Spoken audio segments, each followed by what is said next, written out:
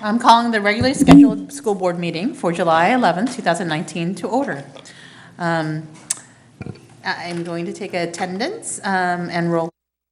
Vice President Pizzotti? Here. Trustee Kirby Gonzalez? Here. Clerk Jackson? Here. I am present, and Trustee Alcala is running a little bit late. So we are going to do the Pledge of Allegiance, and I have Dr. Parsons lead us in the pledge. Pledge allegiance to the flag of the United States of America and to the republic for which it stands, one nation, under God, indivisible, with liberty and justice for all. Thank you. All right, we're moving on to approval of the agenda. Do I have any edits or modifications to the agenda? President Wong, we have a revised certificated recommendation update, Okay. which is consent agenda item 1.3, and the board and the public have hard copies. Okay. Thank you. 1.3. Excellent. Any other amendments to the agenda?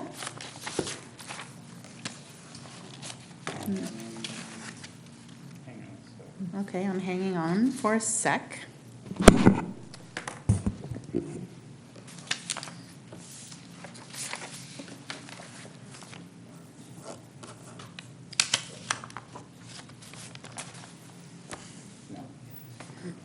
Nope. Okay, do I have a motion to approve? So moved. Do I have a second? All in favor? Aye. Great. Item number D, there are no communications or celebrations at this time, or at this meeting, so we're going to move on to association reports. Do I have anybody from WSTA? No. Okay. I do have somebody from, no reports. Okay. Hi, Daniel. Okay, we're moving on to public comments. Do we have any public comments at this time? If not, I will not read the 5 paragraphs that I normally read, so we will move on to the next items. So moving on to item number G, public hearing. There is no public hearing for this meeting. And then we're going to move on to item number H, H1, the restructuring of the Ed Services 2019-2020. Superintendent Luna. Thank you, President Wong, Board of Trustees, staff, and guests. This evening, as promised during our recent board meetings, we are committed to being as transparent as possible as we evolve and transition through a restructuring of educational services. So just as a little bit of context and preface, whenever a department has undergone some reductions of staffing, we have to look at, is it possible for programs to continue? And how would those specific programs without the staffing continue onto other responsibilities? What we want to assure the board and our community is that educational services is the driving force of our school district. We are an educational institution. So we are very, very mindful and sensitive about the important focus on our instructional programs. So that said, here are some things to help address some of the areas of focus for this coming year of educational services. And I've invited our Assistant Superintendent of Educational Services, Dr. Andy Parsons, to just chime in whenever he would like to chime in. So thank you for that flexibility. So the first thing is we have a new educational services administrative team in our district office. We have our Assistant Superintendent, Andy Parsons. We now have a Director of Curriculum Instruction and Professional Learning, and that is Stan Moisage. As you recall, this particular position used to be an Assistant Superintendent level. In a prudent way, we reduced this particular position back to a Director level because the purpose of forming the Assistant Superintendent for Elementary Services 3 years ago was to create systems specifically to help put in levels of core instruction, to give teacher support, to provide intervention services, and to address how we weave in and integrate the social, emotional, and behavioral needs of students in the success of their classroom. We have systems. We have been running for the past 3 years. Our teachers have just been inundated with what we call new. Some people, it isn't new. But for many of our teachers, it was new, because laying a system means that we have to put in the supports and the training and the resources. The systems I'm talking about are 3 areas, and that's core instruction, multi-tiered levels of support, and how we do business in professional learning communities. So that being said, we're not going into any more new systems. What we're going to do is implement what we have put in place and just help people to be successful. The third person in our educational services in our district office is Andre Phillips, who is our new director of Student and Family Support Services. And so that has probably received the most restructuring. So if I could just take a moment to go through each area of where the changes have been, it might I'm just going to talk about the changes versus go through each area. So in terms of the assistant superintendent duties, you will notice that MTSS support systems, which is the multi-tiered system of support, is across the board.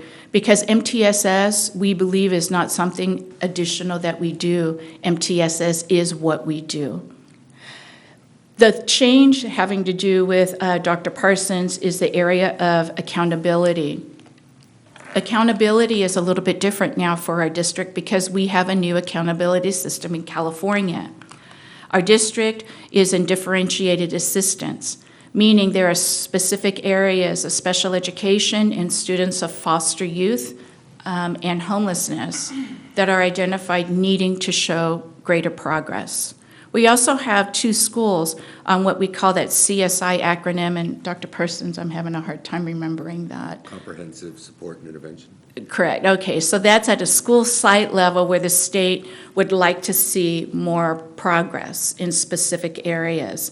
So that's our area of accountability in addition to compliance and regulations. This is the one area in terms of accountability where probably we're most concerned about in all transparency.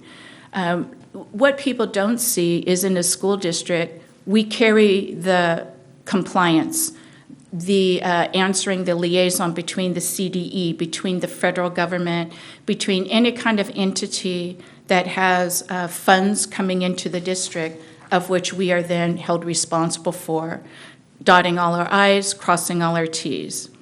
So while this is a heavy lift, we have looked at, after the budget reductions, looked at how are we going to address it. It is under Dr. Parsons' house in terms of accountability, and in the future we will probably need to address this even more.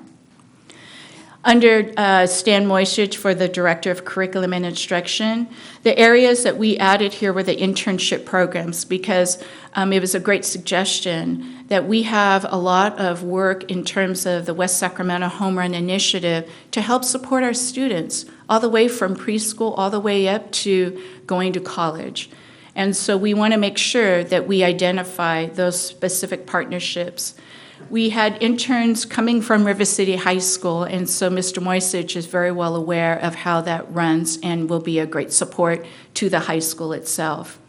Early child care education, which is basically preschool, we have a staff member that will be addressing that, as you see tonight in the job description, being brought forward and under action items. And so all of those areas will be under the wheelhouse of Mr. Moisich. The restructuring of the Director of Student and Family Support Services, the second area of green there, the yellow high school, is the major change for this particular position.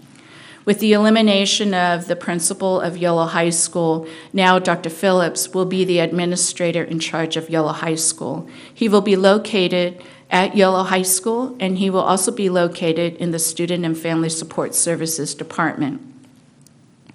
The difference and the change to that, knowing that that is a huge responsibility added to one full-time position, is that the social workers on the last part of social, emotional, behavioral support staff and services, Social workers, outreach specialists will be located directly at assigned school sites, and those will be under the supervision of principals so that the principals can best determine the student groups and individual students needing the social work and the outreach specialist support directly. Dr. Phillips will be providing the support through professional learning with our social workers and our outreach specialists. Those are the major changes in terms of restructuring. In addition to, we have new faces with additional skill sets.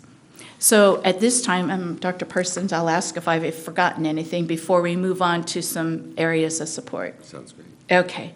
And so the other thing I would like to bring out, which I think once people release River City High School from Mr. Moisage, they will be able to see that Mr. Moisage has a comprehensive view of education. He was a grade school, I think it was 5th grade, teacher.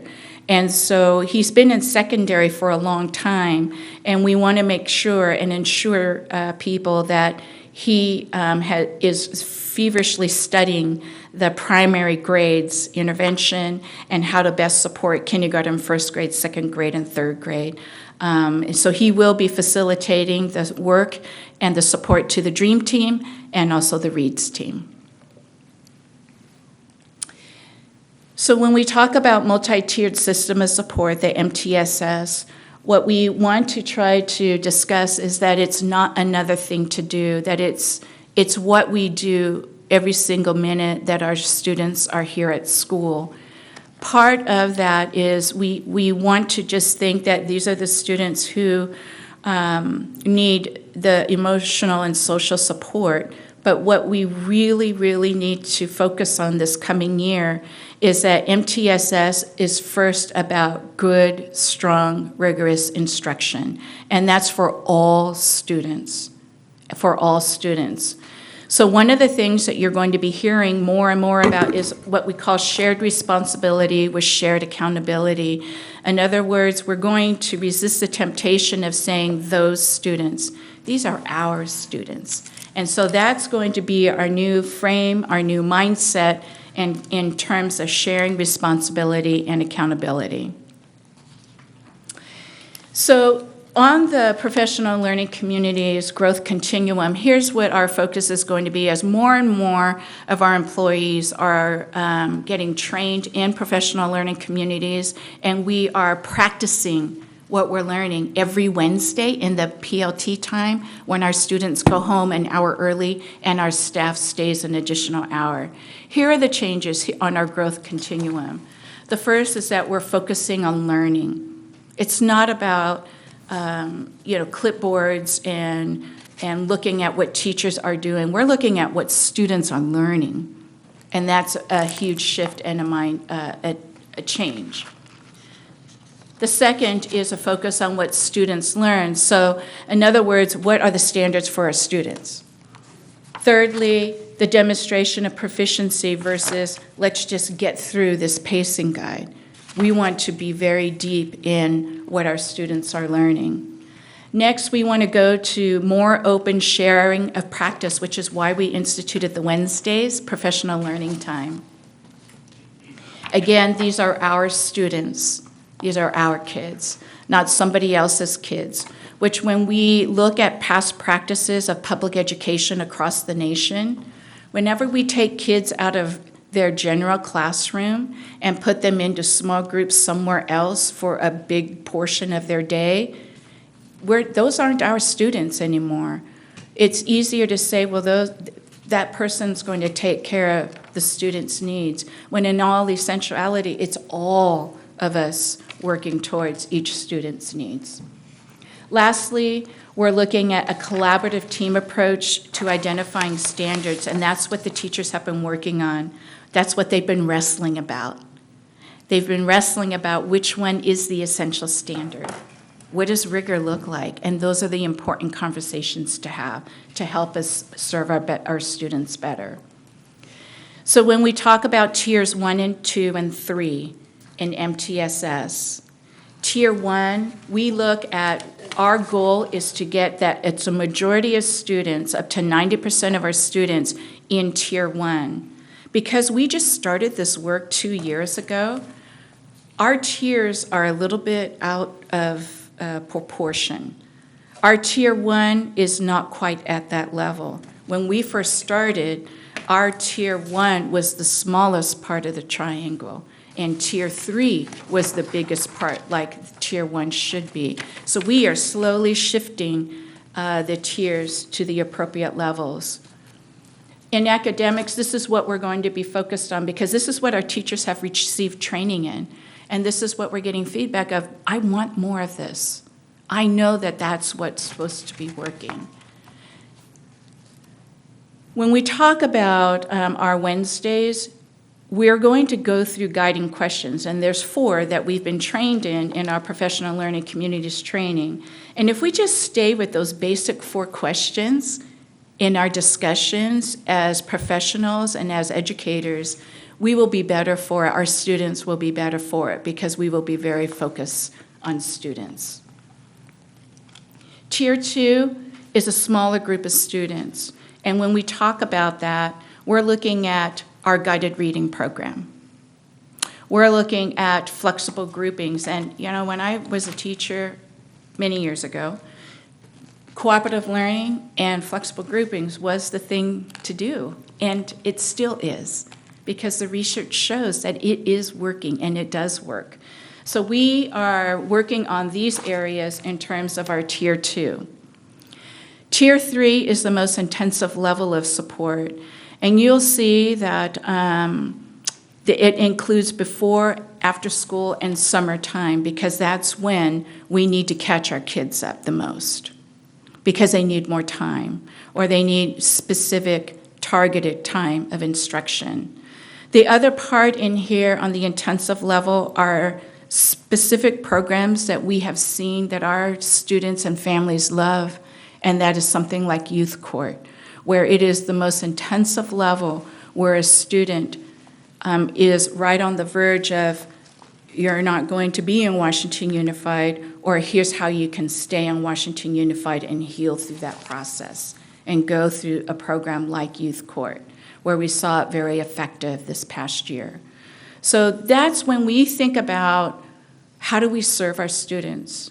How do we know our students by name and by need? We look at these different levels, because it's not something else we do, it's just what we're doing and how we're doing it. In the behavioral, emotional, social support side, we are going to do a district-wide PBIS training. Now, we started that this past year, but we need all administration and employees, including classified staff, to be trained in PBIS. The restorative justice discourse is going to come in with Drs. Wins, and they will be doing a presentation to the board on August 8th.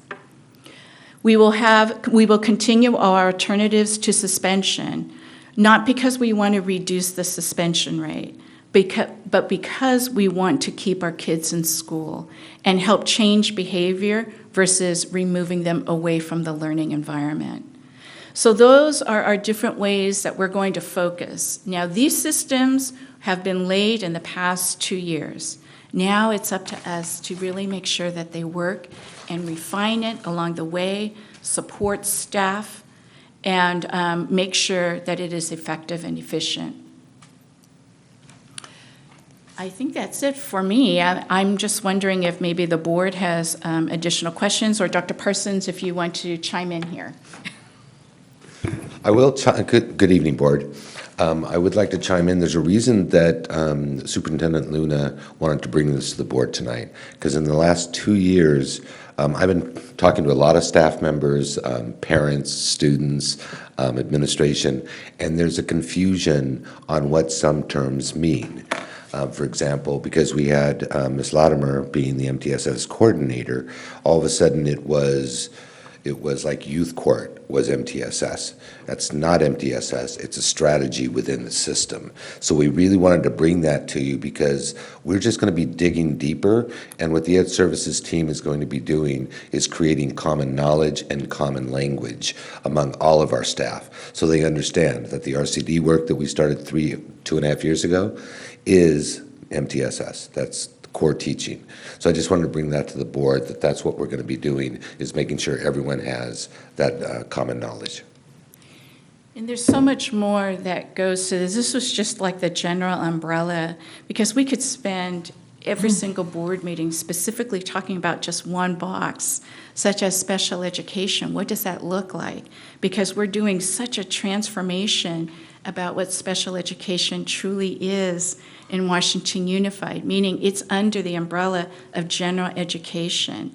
And our summer school, I have a couple of pictures for that in my superintendent update, but that is what is beginning to flow into all of our schools about the co-teaching model, about the integration of our students with disabilities with their general peers so that they are learning with their peers and have full access, just like all students should. So it's really becoming a transformation in every one of our boxes there, under each of our 3 leaders in educational services.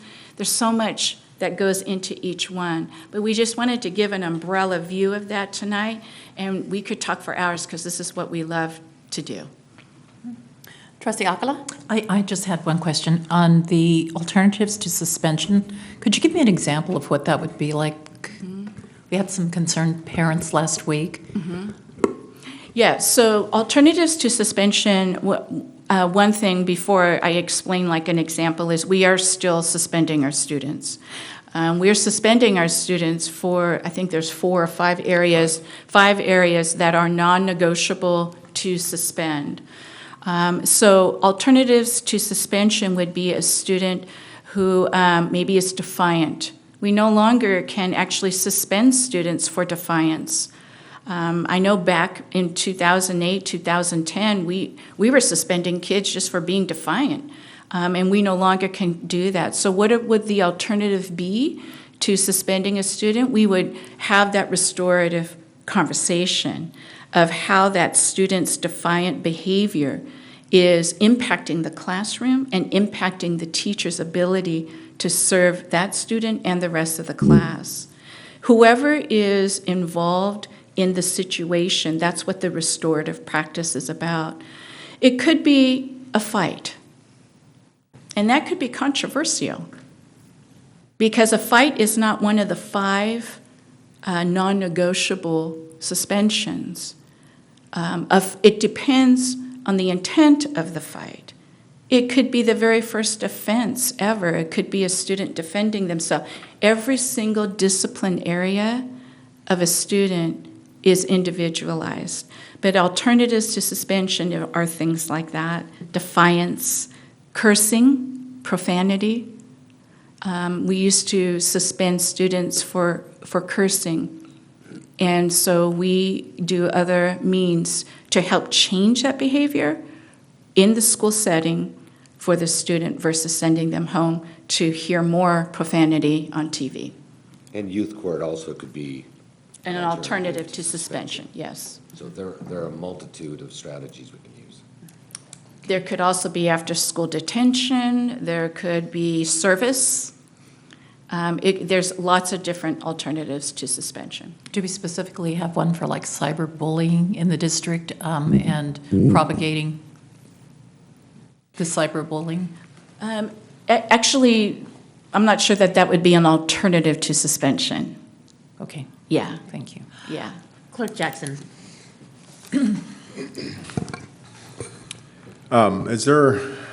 Do we have any strategies in place to more or less inform parents or the public as far what these different measures are? Because I know, being in the education field, we all know what those things mean. We all are fairly aware of what the alternatives to suspensions, what that means, what that looks like.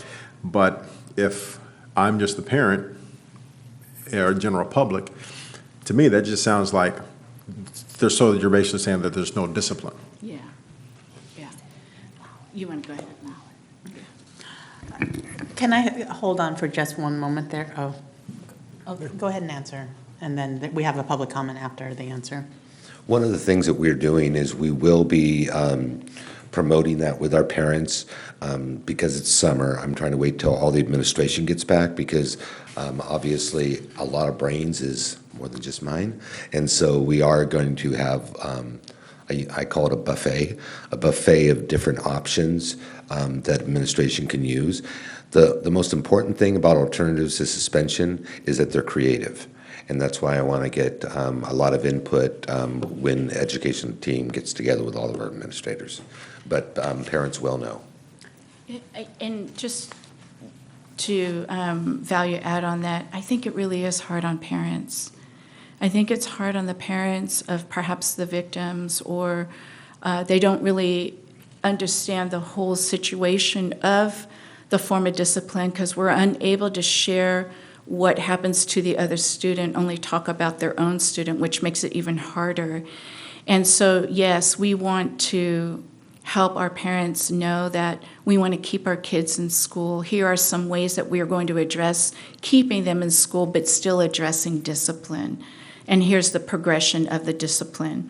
We still use the discipline matrix, which I think is really hard for parents, but it's really for staff.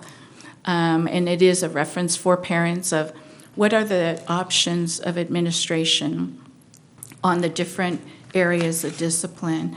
So the discipline matrix is also part of that too. But you're right, we need some real communication for parents to understand what we're trying to do, because sometimes it could look unjust or that we're not disciplining students.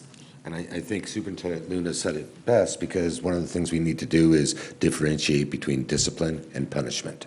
We're not punishing our kids, but we do want to hold them accountable. And so we're trying to change behavior because we're educators. So that's where that's our lens that we look through is how to change behavior. I'm going to take a public comment. Yes, okay, thank you. Don Stauffer.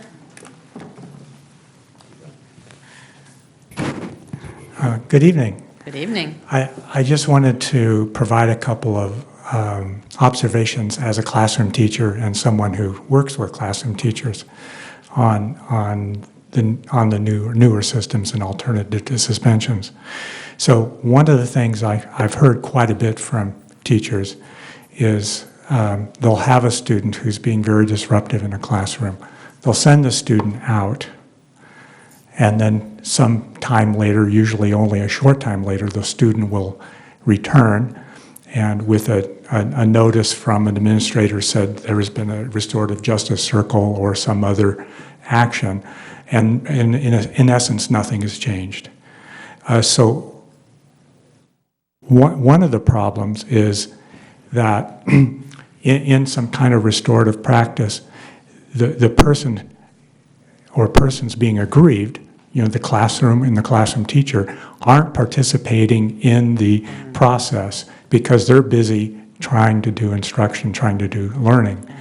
And so somehow we need to come up with a system so that all of the people involved in the process get together. And right now that is not happening.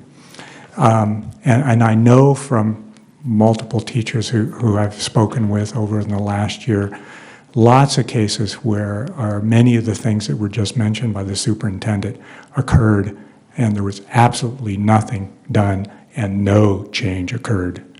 And again, I think I mentioned this last time. There were teachers who told me this was the worst year of their teaching experience ever.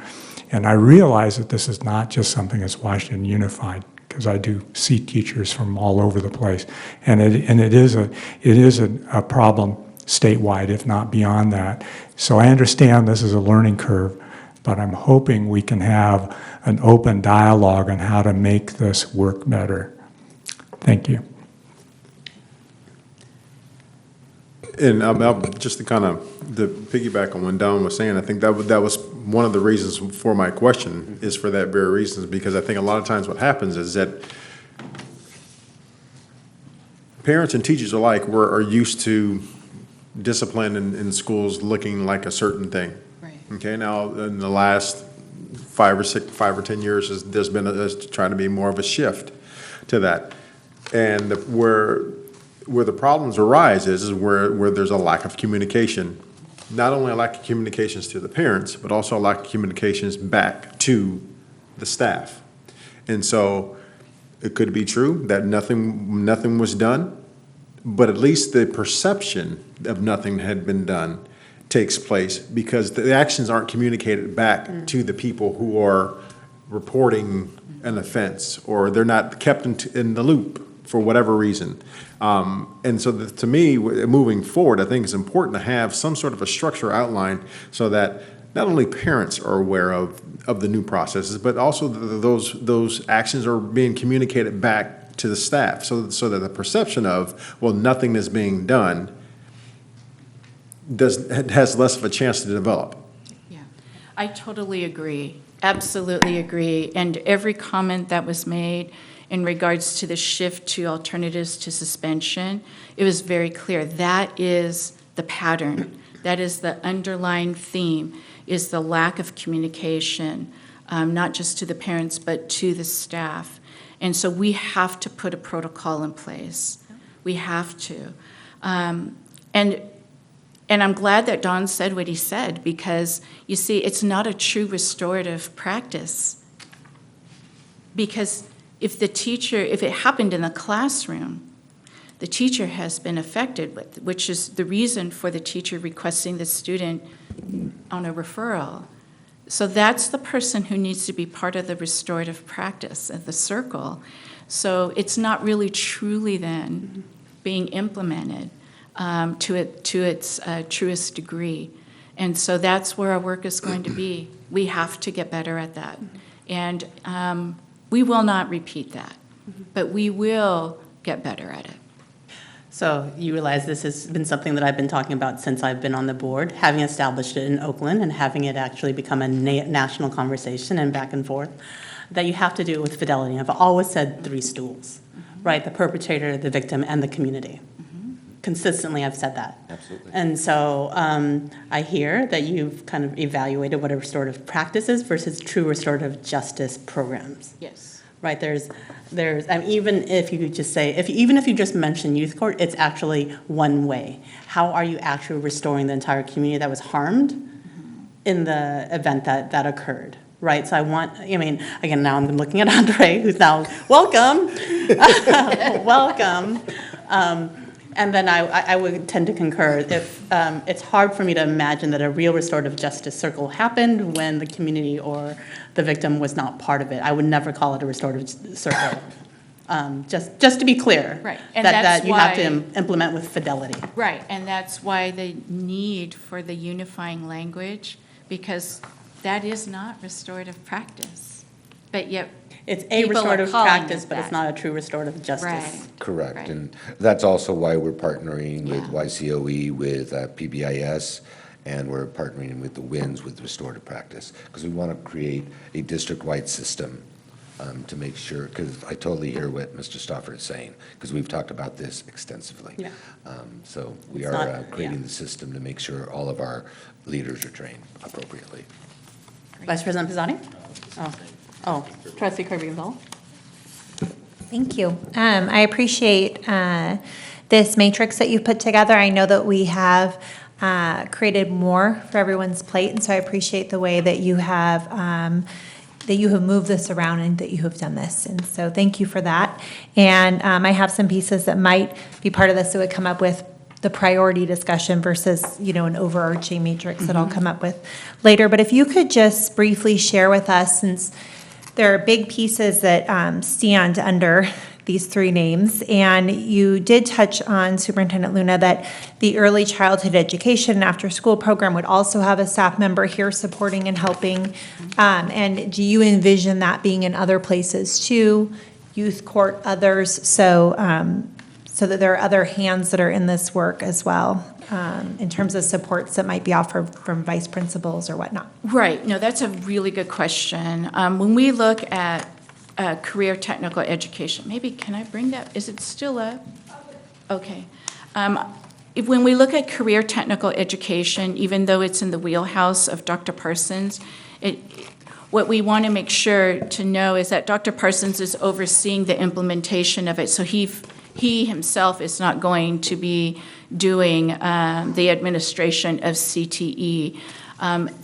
Career technical education last year, Mr. Moisage had an assistant principal assigned and designated for the focus of CTE, and it will remain that way as well. We also have Principal Sean O'Neill, who is now the site administrator to the Bright campus, where it's the college and career training centers. So, and he's very familiar with that. So we actually have a little bit more support by moving Sean O'Neill over to Bright as another administrator supporting CTE programs.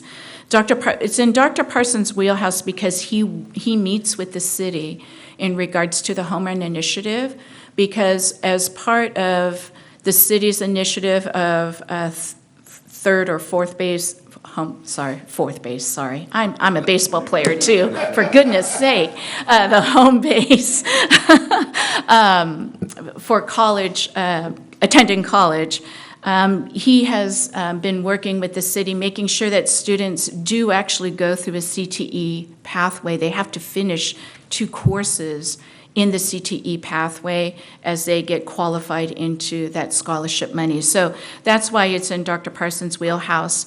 I had mentioned a little bit about the internship program because Mr. Moisage ran that last year at River City. In terms of youth court, so with Dr. Phillips being our Student and Family Support Services Director, he is actually the liaison to the District Attorney's Office. So there are monthly meetings that our Director of Student and Family Support Services attend with the District Attorney's Office and the other school districts of Yolo County. And they meet regarding truancy, attendance, and any other kinds of student areas of concern. And it could be kids on probation or whatever it may be. So it will be in the wheelhouse of Dr. Phillips. However, he will have assistance because youth court was mostly generated from students at River City High School. And so we will have one of the assistant principals being that contact person with Dr. Phillips in implementing the youth court. And we also have our social workers and our outreach specialists wherever the student comes from of that school, who will always be supporting in that too. So we're just getting smarter with the resources that we have and just kind of shifting them to make the support a little bit more effective. In terms of the early childhood education, after-school care, induction programs, quite honestly, that's kind of a weird combination, okay? So we currently have a person with the combination of induction and also after-school programs, which is our ACES federal grants. Well, So, we have. Do you mean after-school care or after-school education Currently, and care? but currently she's doing the ACES program. Mm-hmm. So what this change would be is keeping the ACES program, adding YMCA and champions, because we need to make sure everybody is playing nice together and is helping support one another and supporting the school. And we also want to look at more effective after-school programs, whether it's intervention, whether it's enrichment. And so we will then be able to have somebody with that lens, because adding interventions and enrichment when we already have champions and YMCA and ACES, all of those have to be aligned in what we're offering on each campus. So that person will have those additional duties. Now, the ECE, we eliminated as a budgetary decision, we eliminated the director of early childhood education, which is basically overseeing all the preschools. This has been a phase in where our preschool programs, our state preschool programs, are now located on our school campuses so that they are community-based, so that our schools now start at the preschool level and the parents and families stay together in their home school. So that being said, we no longer need somebody that is overseeing the Ellis Norman Center. So that said, we still need somebody to be our liaison to the CDE who is highly qualified.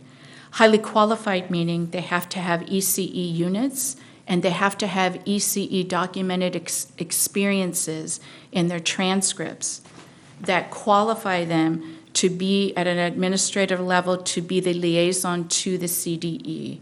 And so the person who actually is overseeing the after-school programs and the induction programs actually is qualified with all of that. And so what we're looking at is just the liaison work of the grants for preschool to the CDE. Then I would encourage just semantics instead of just naming it after-school care, because it's much more than that, to be after-school programs, Yes, we will definitely change that. because that's misleading, I think. Yes. After how you've described it. Because it's going to be all of it. Correct, Yeah. that is correct, which would include enrichment and other things Yes. into all of the programs. Thank you.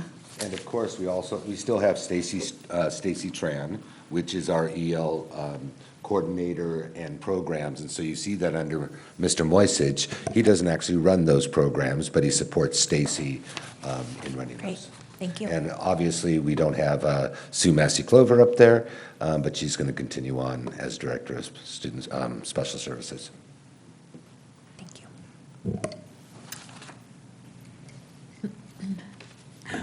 We were chatting about, athletics has been such an important piece of discussion on this board in several years, just trying to figure out where that would lie in these columns. So perhaps just adding it somewhere might make sense. Sure. I don't know, Vice President Pizzotti. Yeah, I mean, it's something that I would think would fall under you, Dr. Parsons, but since Mr. Moisich has been involved with the high school and the athletic programs there, that I don't know where that falls exactly. Well, Dr. Parsons supported Mr. Moisich when he was principal at River Okay. City, so it would flow the same way. And you definitely don't want to, under my responsibility, since I'm calling it fourth base instead. Certainly not you, right? And I also do not want to take Superintendent Luna's thunder away from her, but tonight you'll have a consideration for a new high school principal, which I'm really excited about because of her qualifications and her experiences. So I'll be working very closely with her. But because Mr. Moisage was the principal, it also gets awkward if he is really involved with the high school, because it de-edifies her, right? Right. She is No. the new leader, new vision. Yeah. To me, it would make sense, just from a different perspective, because when I think of athletics in general, it's a real strong component of school climate. Right. Yes. Right. Yeah. And so to me, that seems like, if anything, if you're going to place that with anyone, I think it should be with Dr. Phillips. Well, I think, Dr. Phillips is hiding. Welcome, Dr. Phillips. Let's just pile on It's more the new things. guy. Well, I think we should move all the boxes over to the right. well, I think what's going to naturally happen, I really appreciate these comments because it does naturally make sense, right? Because we have different administrators with different gifts now. And I know that their passions and their gifts and their life experiences will naturally help to support whatever areas there are. I guess I'll go ahead and reveal that I heard that there was already a conversation on the track and field for River City. So, I mean, great. you know, so it's going to naturally, yeah, it's So- going to naturally happen, but we will be very sensitive as everybody will be carrying more responsibilities. But athletics, yes, you'll hear in my introduction to our new principal upon board's approval that we did have the athletic director in that interview. Great. I think it's just, I think for public-facing view, somewhere that athletics, it shows up as a box We somewhere. definitely Right. will, absolutely. That was one of I actually made the suggestion a while back that the athletic director position should be actually a director level position, or some of the responsibility should be falling under that position in the director, one of the director's positions a while back. I think it's a very important responsibility, and as you know, Trustee Jackson said, it does go to school climate and culture. So it is very important to everyone, as well as is oftentimes a pathway, as we can see. Go Raiders. Clerk Jackson. Now, and can you tell me where is the district as a whole in terms of the level that the district is at in terms of PBIS? Because I know PBIS has different tiers within itself of the different levels and where as you progress through that program. Again, we are in the infancy stage. Okay, of so we're still developing it. considered to be tier one. We're not quite ready to move down to tier two yet. Well, actually, we have more tier 2 and tier 3 strategies in place than we have tier 1. Because tier 1 of PBIS is, again, for all kids to try to make sure they don't make inappropriate choices and things of that nature. Tier 2 is usually for kids who have been suspended and who are on our radar at this point. Tier 3 are for the students who need very extensive help to support them. But you're right, because both PBIS and multi-tiered systems of support have 3 tiers to them. Right. And so we will, as soon as we get additional training through YCOE, who's actually using Placer County as a partner because they've become our regional experts in consulting with PBIS, we'll bring that to the board to explain. But we do not have a consistent district-wide system for positive behavior. And so that's what we're going to start working on this year.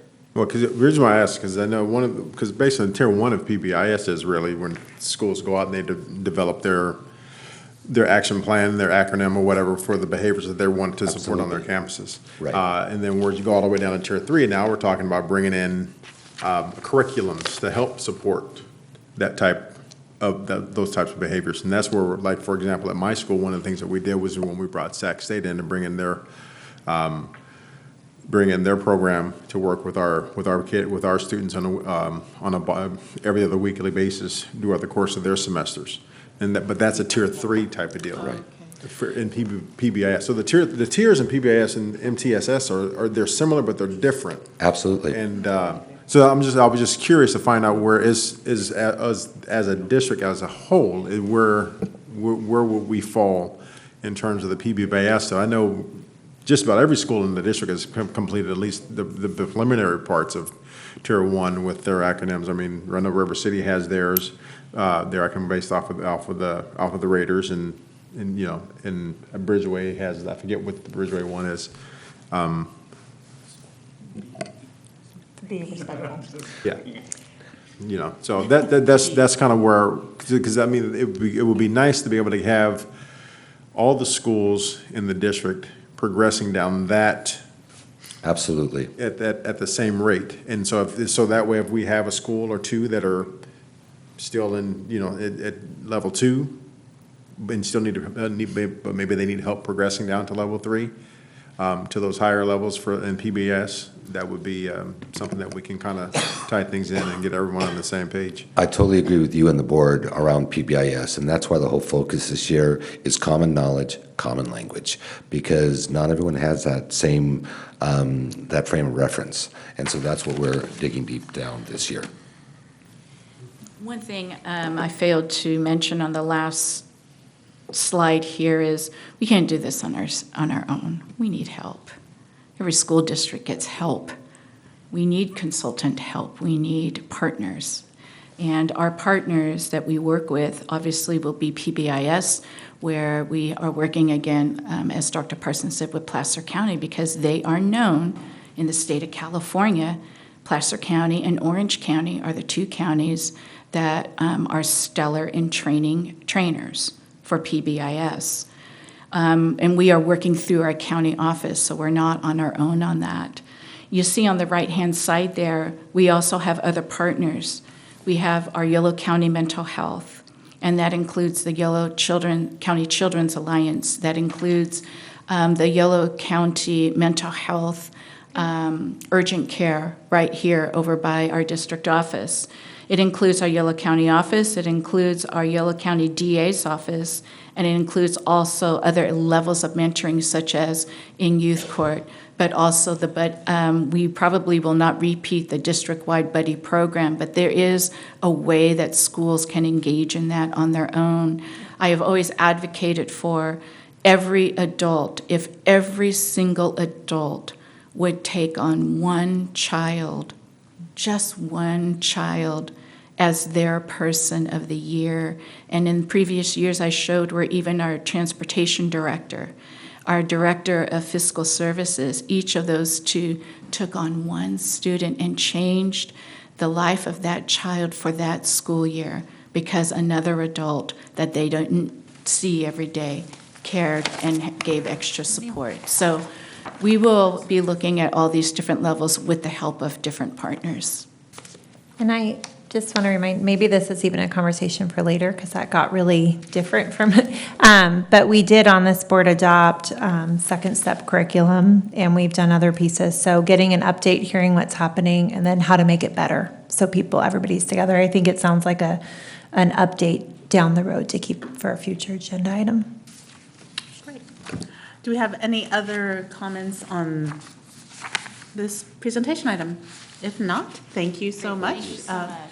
We are moving on. I think, are you still up, Superintendent Luna, for our next agenda item, H2, our budget priorities, I believe. And Thank you, Mr. President Wong Malfridas, are you- and trustees. Support. So we're, Okay. actually, Chief Business Official Mount Benitez and I are here to support.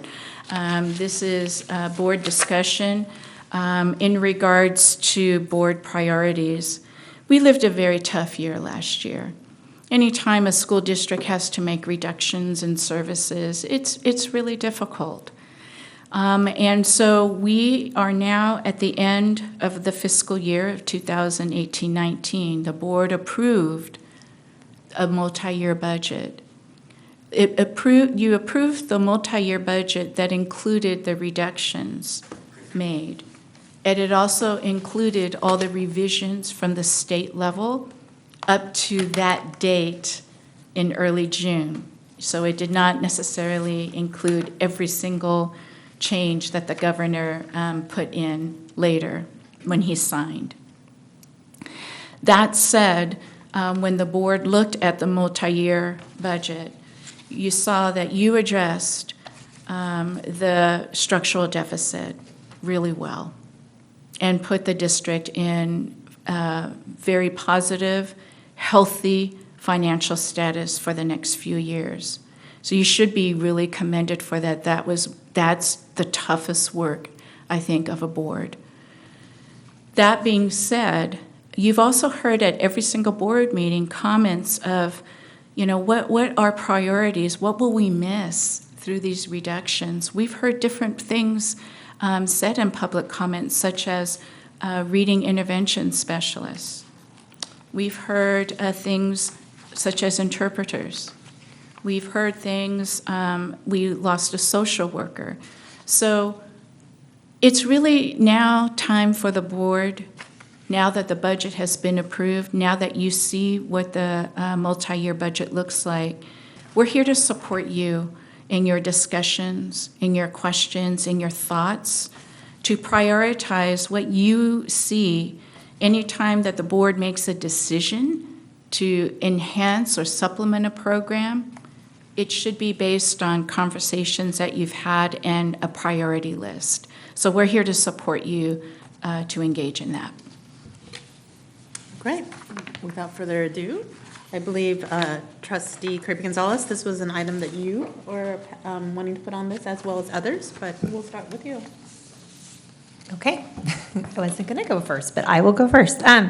So I think it's important to have some vision of where we're going. When I initially talked about this, one of the pieces I thought was critical was knowing staff input and teachers' input, directors' input, everyone else, especially everyone with all of this falling onto their shoulders, because they're the people doing the work every day and see what the biggest needs are. But from my lens here, I guess I'll just share a few things that I think are important priorities, and you can share yours. I think the intervention piece, school sites were very clear that was helpful. Parents were clear that was helpful. I don't know how that meshes with the guided reading that's happening now. One thing about that, though, is that we have heard many times over the years, I think this is my sixth year, students with dyslexia who are going to other school districts, who are going other places, who are not served until they are already a frustrated, sometimes feeling defeated kid. You know, I feel like we need to do better there.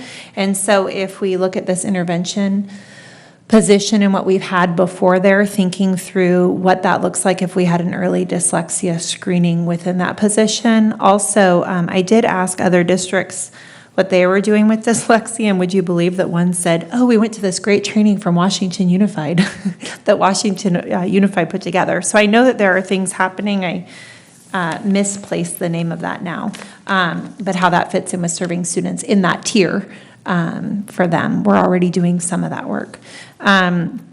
We talked about outreach specialists and counselors being cut. I think my thought would be, instead of another social worker, if we were to think about that being a list coming back, instead to bring on additional outreach specialists so that there was one at every school site.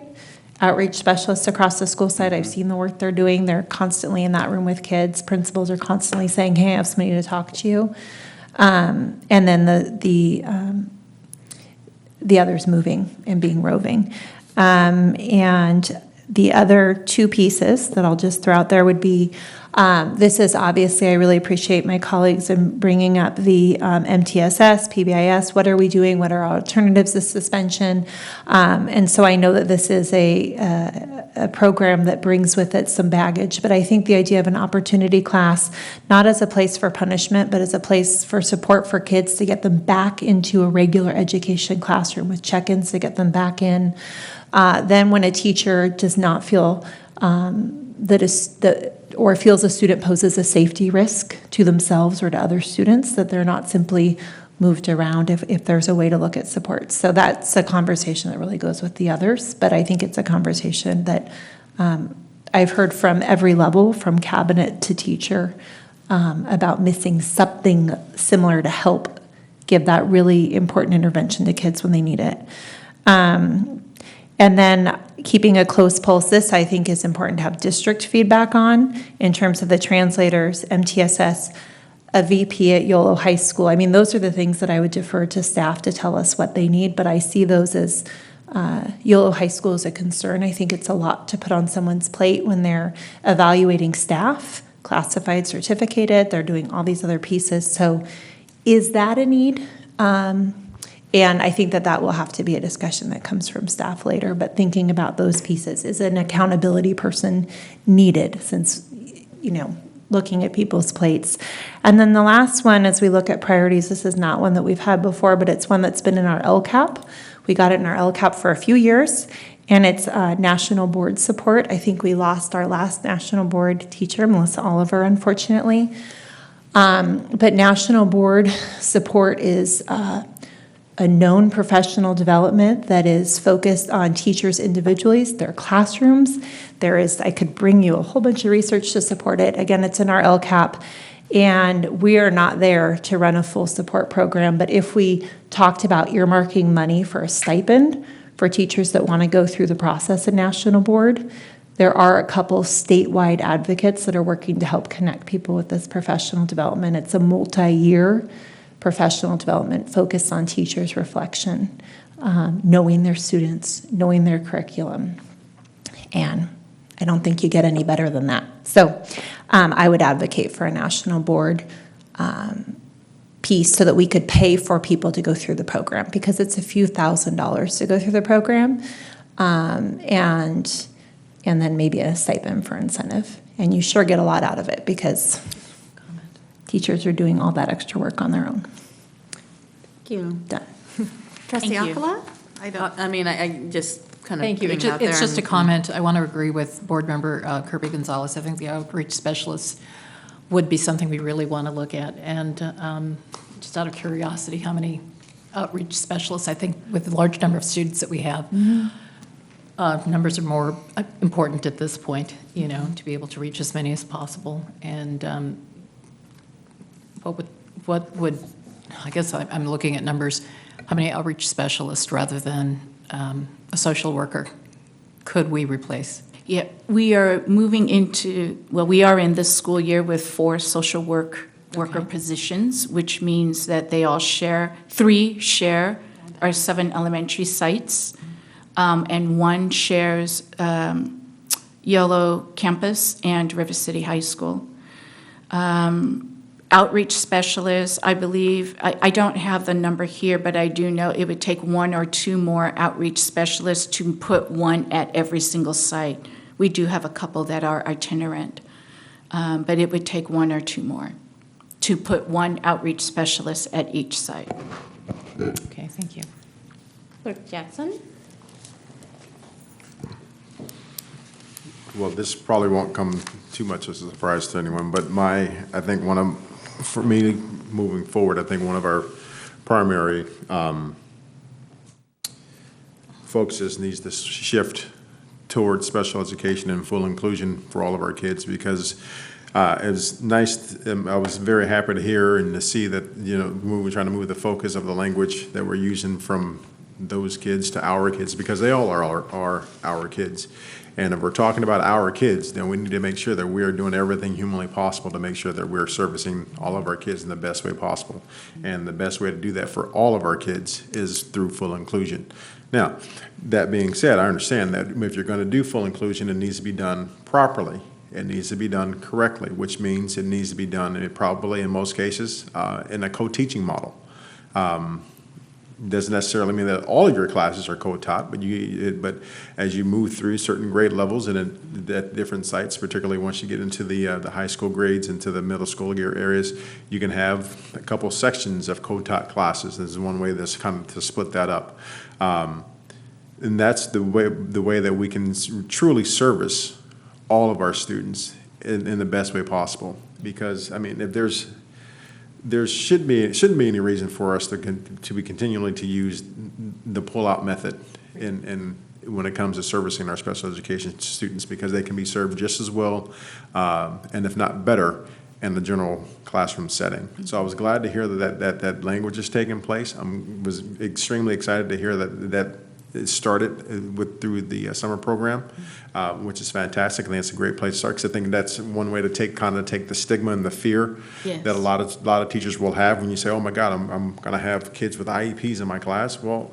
yeah, which is fine, because if you're doing and using good teaching strategies, nothing really has to change. You don't have to change anything that you're doing if you're using correct, good teaching strategies. Right. You just keep doing what you're doing.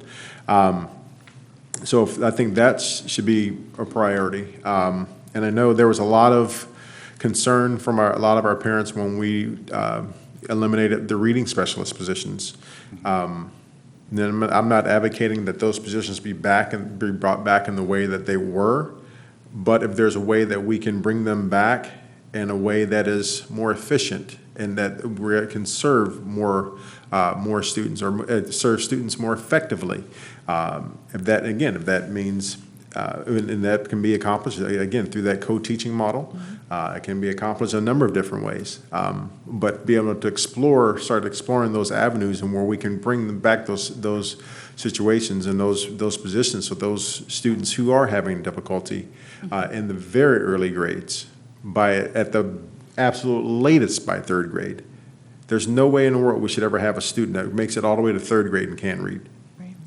We should be able to catch that early enough, and get those kids the help that they need early enough, because the research has shown if they're struggling with reading by the time they're in 3rd grade, it's almost a death sentence when it comes to their education. And that's something that we should work extremely hard to prevent for me at any and all costs. That's where that should be probably for me the utmost highest priorities moving forward. Because again, when we talk about serving all of our kids, I think usually you're focusing on those areas would be, for me, the best way, and to get the best bang for your buck out of the limited funds and limited resources that we may have available to us, is by serving those kids that need it the most at the earliest possible time that we possibly can. Perfect. Thank you so much for that feedback. Surprise. Vice President Pizzotti. Yeah, thank you. So I would echo the comments of trustee Kirby Gonzalez and Clerk Jackson about the intervention specialists and maybe not not using them in the same old way, but reconfiguring would certainly be beneficial. I especially want to see something done for diagnosing or at least spotting dyslexia. I slipped through the cracks until college, and that's shocking that happened. But it does show that you can progress and still not have people identify it. So I want to make very sure that we at least have something, that we have something in place so none of our kids struggle like I did. That's one of my top, in fact, that is the top priority for me personally. The other thing that I'd like to see is that we do something with our post-employment benefits and establishing a trust.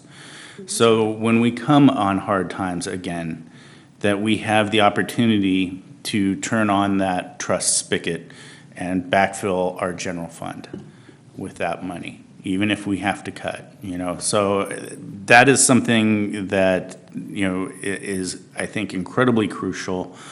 And I've seen, how, I think we've all seen how, much of an impact, the pension liabilities have cost to this district. Well, OPEB causes just as much. So that comes right off the general fund. So I think it's very important that we look at doing something in that way. It just seems to make prudent fiscal sense when we have extra cash coming in from the state, that maybe we stash some of that into a trust. So then I would also like to chime in on top for the outreach specialists. I think those were very important positions that could, if we have the ability to bring, I don't know how many we can afford to bring back, but bring back some that would be either reconfigured in a way that served more or more efficiently, or bring back at least something that is serving our public or our kids better. So I just would like to chime in on those three things. Great. Thank you very much for your feedback. Trustee Alcala, you wanted to I add? had a question. We spoke about transportation. I know that members of our staff were trying to see if we could get buses, energy-efficient buses. Can you just tell me where we are there? Because transportation's a big consideration in budget. Did I miss something? Yeah, I think we have them. I saw Nate, he was so excited. Where is he with his bow tie? I'll keep it short. Yes, we have them. So they've been delivered to the regional site. July 22nd, we're installing the charging infrastructure in the transportation yard. And when we receive them, they will take 4 of the 5 oldest, least efficient diesel buses you already voted to excess away in exchange. Right, so how many more would we need if this was, to me, it's a budget priority. Yeah, the current year that we're now in, 1920, we budgeted for the same number of liquid propane buses. So right now what we're seeing as we go through this process, the next 2 months will let me evaluate how everything worked out, and then to see whether I can access it and how quickly we can access that funding again. Okay, fantastic, thank you. Great, well, thank you all. My turn. I appreciate everybody's priorities here, and we'll have, I'm sure we'll have a full, robust discussion. I actually agree with Clerk Johnson in kind of the bigger sense, right? What does full inclusion mean, right? Because I think everything, or we could bring back pieces of what we quote-unquote cut, but I don't actually think that's the right method. Right, I believe that we actually, the cabinet, the new cabinet that you've made, the new leadership team that you've actually put together, to have that thoughtful conversation that if we believe, what does full inclusion mean, right? Some of the things that we actually are kind of laying out and why we want them are symptoms of not having a systemic approach to student learning and achievement, correct? That's right. And so I want to be thoughtful instead of saying, this is what, this one person, that position I want to, bring back, even though, as a trained social worker, I want to say, oh, I want all the social workers. I don't actually want to put that out there. I want you all to take the opportunity right now as a new cabinet to think through, okay, with Dr. Phillips coming on board with a new lens, with his wealth of experience of, okay, what do we have on deck? What are the partnerships do we have on deck? We have 4 social workers. Is that sufficient? Is that not sufficient? What are the roles of the outreach workers?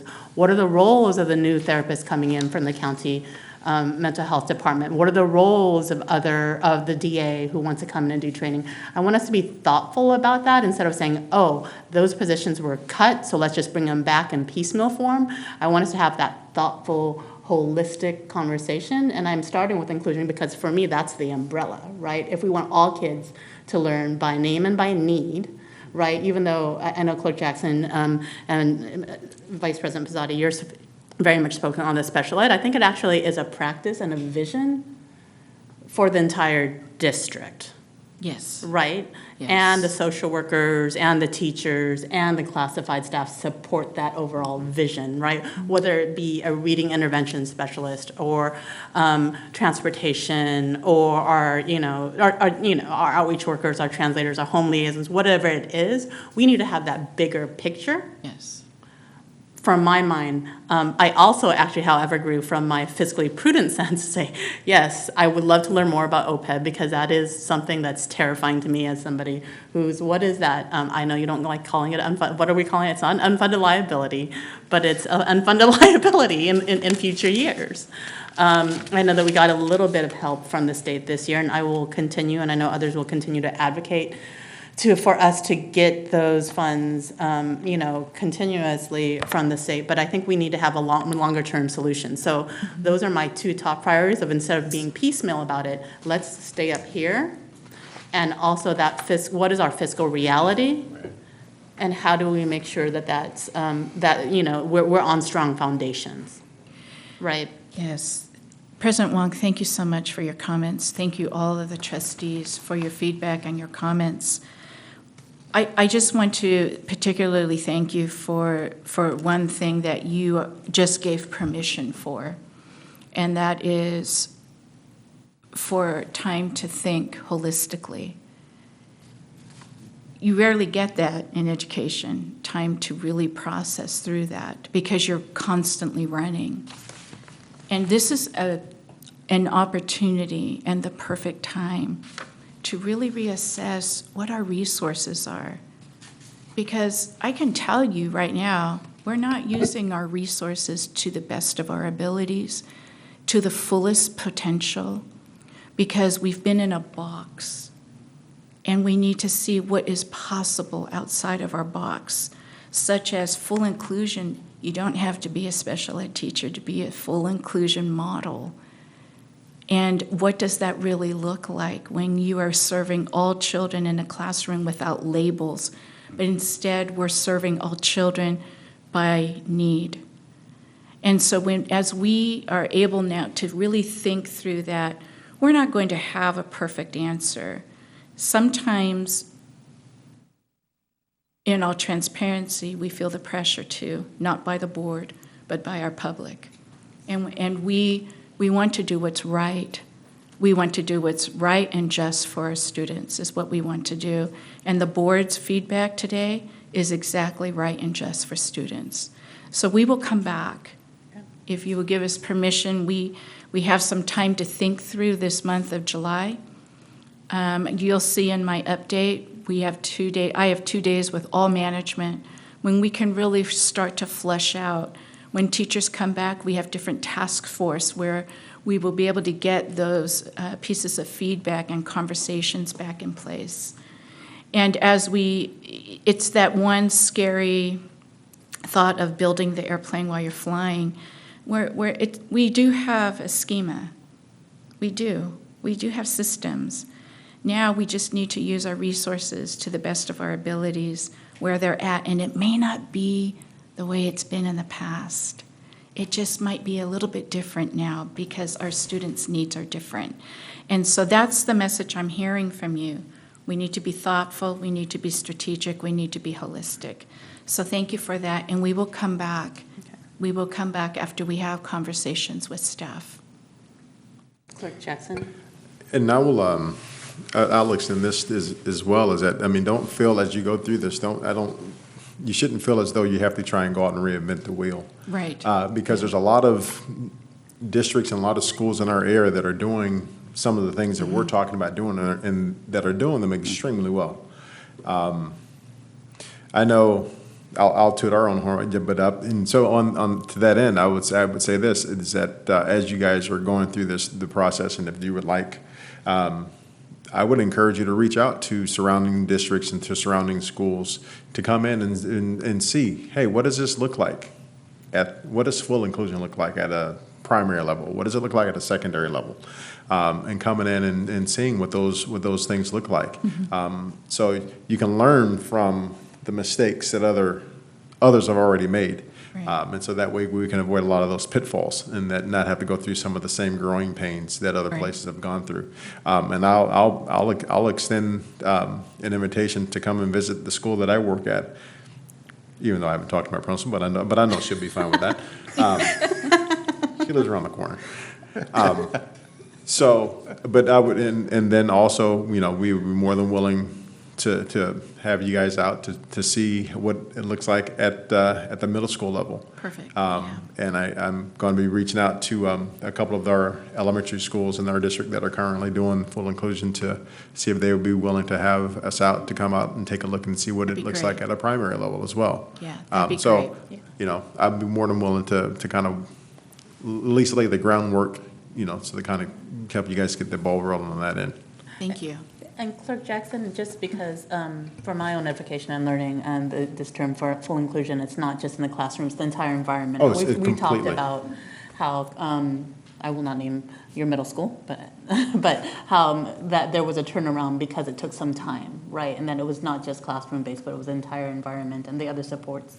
Yes. I'm just curious. Yeah, that's exactly what it is. Full inclusion doesn't just take place just in the classroom.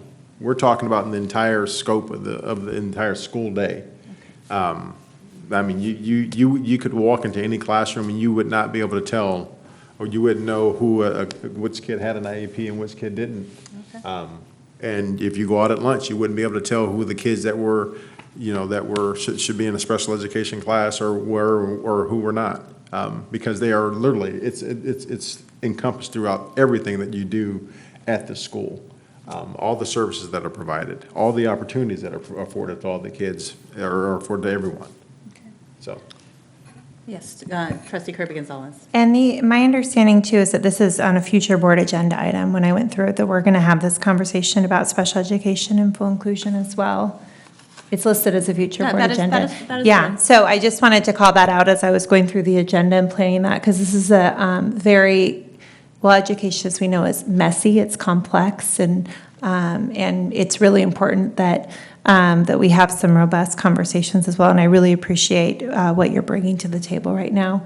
I've taught in all of those models. I've co-taught with special education teachers. I've mainstreamed. I've done it all as well, and so I think that these are really complex conversations too, though, and so I'm Yes. glad that we're going to have another conversation. Thank you. Thank you. Thank you. And also the term unfunded liability, the reason why I don't like calling it that. I prefer the term, the promise we made to our teachers and staff. Yes, yeah, I'm sorry, that's the technical wonky term, but yes, that is, I keep forgetting, but the technical term is the unfunded liability. But yes, the promise we made to our public servants to make sure that they are supported in retirement. Trustee Alcala, did you have it, it looks like you have a question? No If not, questions. but hopefully you've received some direction on the Yes, discussion. definitely. Take some time Thank to be you. strategic and thoughtful instead of, from my mind, being like piecemeal about Yes. putting this all together. Thank you so much. President Wong, I just did have a Yeah. question. We've had many of the parents come up here. I know Yeah. that they are looking for a performing arts center, and we can't afford something like that. Facilities No, right, exactly. I'm the But- first person on but that let me ask list. you, do we have someone on staff who does look at grants Full-time?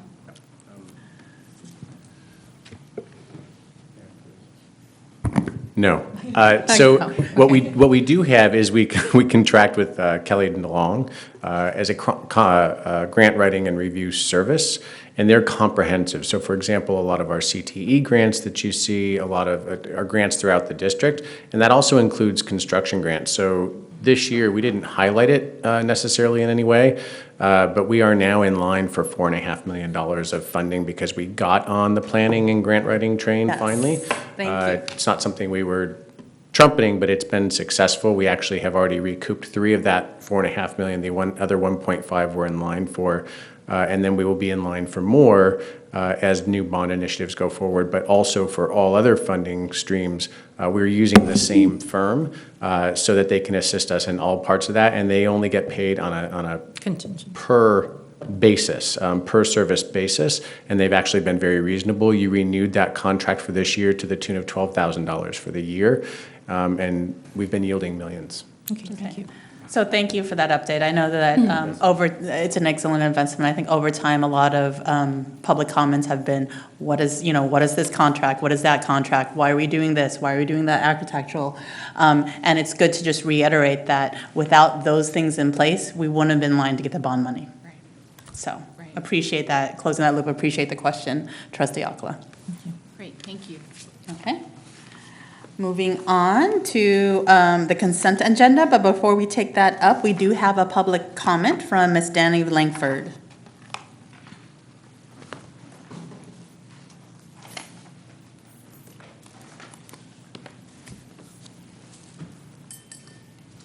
Hi. I haven't had a chance to really dive in fully to the whole contract because I've had some family things going on. But at the last meeting, a former employee whose position got cut, I believe her name was Amy, in the bilingual program, who tried to go over all of what her job encompassed and ran out of the 3 minutes, which is sad because there was hardly anybody else here, and it would have been nice to hear what the rest of what she had to say. But is this outsourcing that job? Couldn't she have done that job from everything it looks like? And how wrong is that if we cut her position and we're outsourcing for things she could have done? It's affecting lives, and I know you guys know that. I know cuts aren't easy.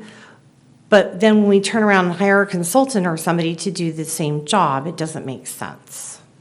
Thanks. Great. So we are going to move on to the consent agenda item. Do I have a motion or So moved. do I have a second?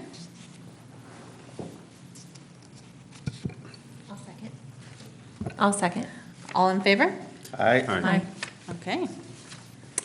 Consent agenda item is passed. And now there's an announcement. Thank you, trustees. At this time, with the board's approval of the consent agenda, I'd like to introduce to the board our new principal of River City High School, home of the Raiders, Miss Brittany Billingsley.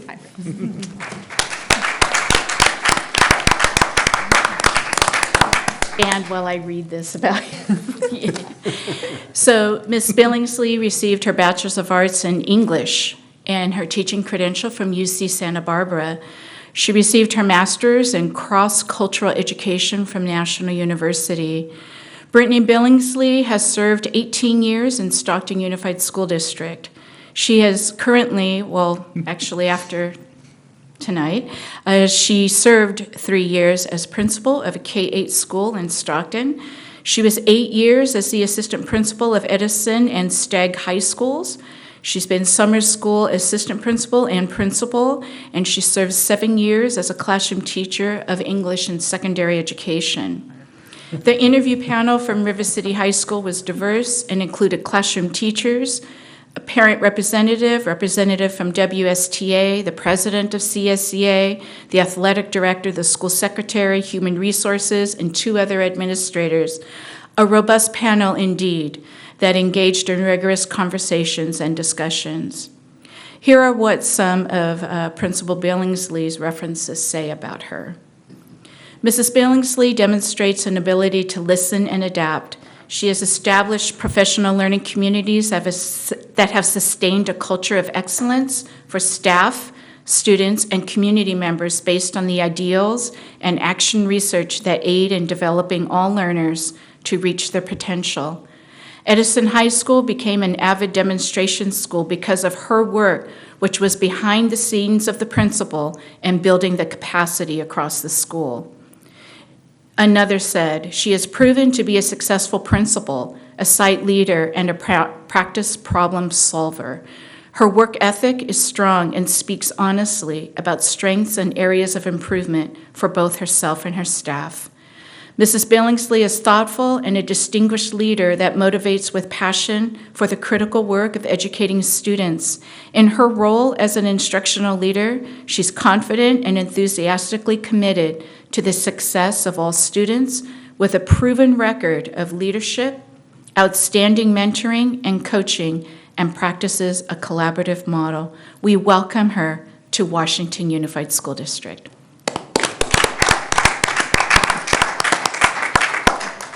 Welcome, Principal Billingsley. As you know, I don't know, actually, you don't know, Dr. Phillips knows, I actually grew up in Stockton.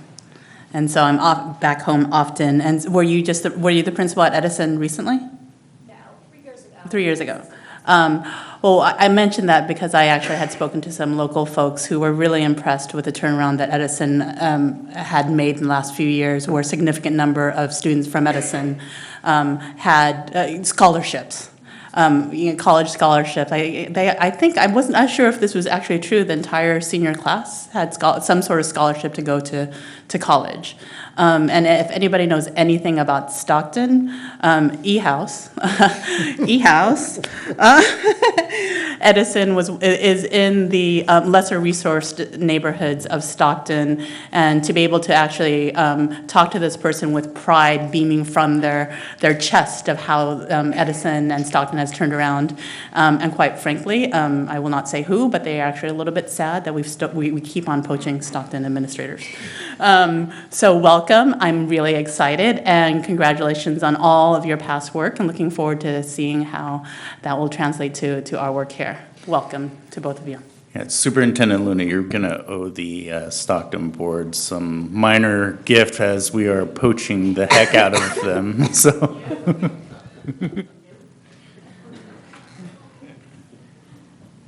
All right. Welcome. So we are going to move on to J1, approval of the job description for the Coordinator of Induction, Early Childhood Education, and After-School Programs. Assistant Superintendent Gonzalez, welcome. Thank you. Good evening, President Wong, trustees, cabinet, Superintendent Luna, and everyone else. As mentioned by Superintendent Luna and Dr. Parsons with regard to some of the restructuring of the educational services, one of the recommendations is to modify a job description, and that job description, actually to bring forth rather, a job description entitled Coordinator of Induction, Early Childhood Education, and After-School Programs. With that said, this would capture the assignment or the reassigned duties into a coordinator position, which would also entail the program specialist position reduction, so therefore would not generate additional staff, but a minor adjustment, a minor increase in what that would be. But with that said, that would be the recommendation that you all approve the job description for the Coordinator of Induction, Early Childhood Education, and After-School Programs. If you have any questions. Before we take questions, we do have a public comment from Ms. Danny Langford.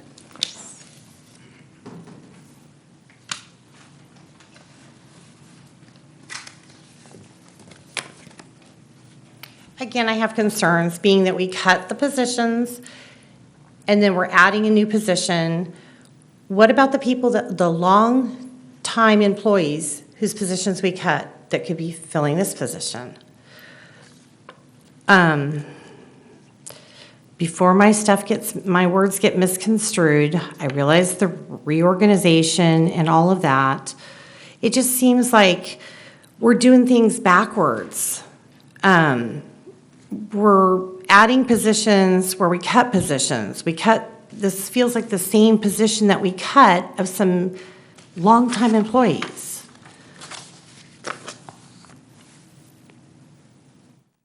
it feels like we should have had a plan in place before we cut the positions. You've made a lot of conversation or comments during the budget priorities that feels like we should have had that discussion before the cuts were made, before the cuts were even on the board.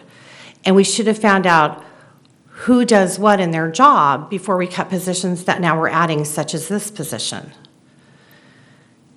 You laid people off to balance the budget. How is there a savings when we add the same positions, basically? It just has affected so many people that I've known for so many years' lives all over the district. So I'm just confused about this. Thank you. Assistant Superintendent Gonzalez, I think you had said it, but this is not going to be an additional cost because it's a position of a current employee? The Can you help position, explain? Yeah. the intent right now is that we have a program specialist that is basically overseeing the induction program as well as the ACES after-school programs. Okay. We will go through a formal recruitment process, but with that said, the early childhood education and the director of early childhood of early education is the one that, of course, as we know, has been reduced. So those duties, and my role in HR is to ensure that we capture all of those duties in the compliance person that I am, to make sure that it's captured in the job description. So the person, as mentioned, would be handling all of those duties because the director of early childhood is no longer needed because it will, as Superintendent Luna mentioned, those duties will be at the site. So we basically need someone to do the compliance piece, the reporting, and also the monitoring through the program that's, I don't remember the name of it, Mojo or Moho. It's a system that we've been working with the director currently. I met with her as well. So trying to capture what those duties are so that they could be administered at the district level. Trustee Alcala? So there's someone currently in a position right now, and when you create the new job description, you said there is also going to be a process. Is this person leaving, or will they also be allowed to compete? Are they wanting to stay within that position? That is correct. Okay, thank So you. we will, once approved, we will post the position so that we go through that formal recruitment process. Okay. Any other questions? Okay. Clerk So Jackson? just for clarification, Yes. this is not a new position that is being created. It is just the duties of a reduced position being added to a current position. Is that correct? That is correct. It would be what would be considered a reclassification, so to speak. So yes. Okay, thank you. So kind of that labor salary equity, is there a pay differential with adding, or is it just the same job description, same salary with more duties? It is not, there is a pay differential. I believe it's about 4,000 or a couple, 3,700 more A year? a year. That's it? Yes. Okay. Yeah. Well, do we have any? Yeah, that's great. So thank you for those questions. Trustee Alcala, do you have any? Second. Okay. All right, all in favor? Aye. Aye. Thank you. Have your job description. Thank you. And you're also up here for the approval of certificated management salary schedules effective July 1, 2019. Great. The So- negotiated ones, I think. Yes. So there, I will defer to CBO Mount Benitez with regard to the formula and the cost difference, because that's a little bit outside of my wheelhouse. But in essence, with the cost of living increases, the job descriptions, the salary schedules do need to be modified and ratified by you. The discussion early on that when those increases were proposed, that in bargaining prior to my arrival, those increases would be applied to the salary schedules versus to benefits, and therefore that's why the certificated has the increase of the 0.6 and then the classified the 0.375. Okay, perfect. Any questions on, no? Got it. Okay. Do I have a motion to approve? So moved. Do I have a second? Second. All in favor? Aye. You have your salary schedule. So you. you have another salary schedule for classified. Yeah, that would be the same scenario in essence. Same scenario. Yeah. So CSE is here. No questions, just joking. So do we have any discussion about this? Yeah, I got some. No? Okay. I'll second. All in favor? Aye. You have your second salary schedule approval. Thank you. Do we have another? Yeah. J3, J2, J4. There is J4, approval of change order number 3 with Carter Kelly, wait, No. yes. I apologize. I apologize, it was not, can I have J4, approval of the revised salary schedule for classified employees as well? So we skipped the certificated, we did certificated and classified management, which is J2. Yep. We then skipped to J4, so we just need approval of J3. J3. We did J3, didn't we? That was- No. No. J4. We have, I'm sorry, the agenda that you gave us does not have it, Superintendent Luna. On It's the, on mine. yeah, But the publicly posted one does. It does. right. Yeah, Yeah. sorry. Let's, the third, you are correct. So let's approve the one that we did not approve, which is. J3. So moved on J- J3. So moved on J3. Thank you. I'll So, second. okay, all in favor? Aye. Aye. Okay, you have, all 3 are now approved? Thank you. You're welcome. All right, now we can move on to approval of the change order number 3 with Carter Kelly for the Bright Phase 2 project, CBO Mount Benitez. Good evening, trustees, community, and colleagues. Welcome to Fourth Base. I am in front It'd be of nice you. that my president's schedule would be the same as the public. It took a moment. Go I've been- Pirates. yeah, Oh, wait. go Where's Pirates. Stan's going? You have before you this evening a change order number 3 for Carter Kelly. Carter Kelly is the contractor on Bright Phase 2.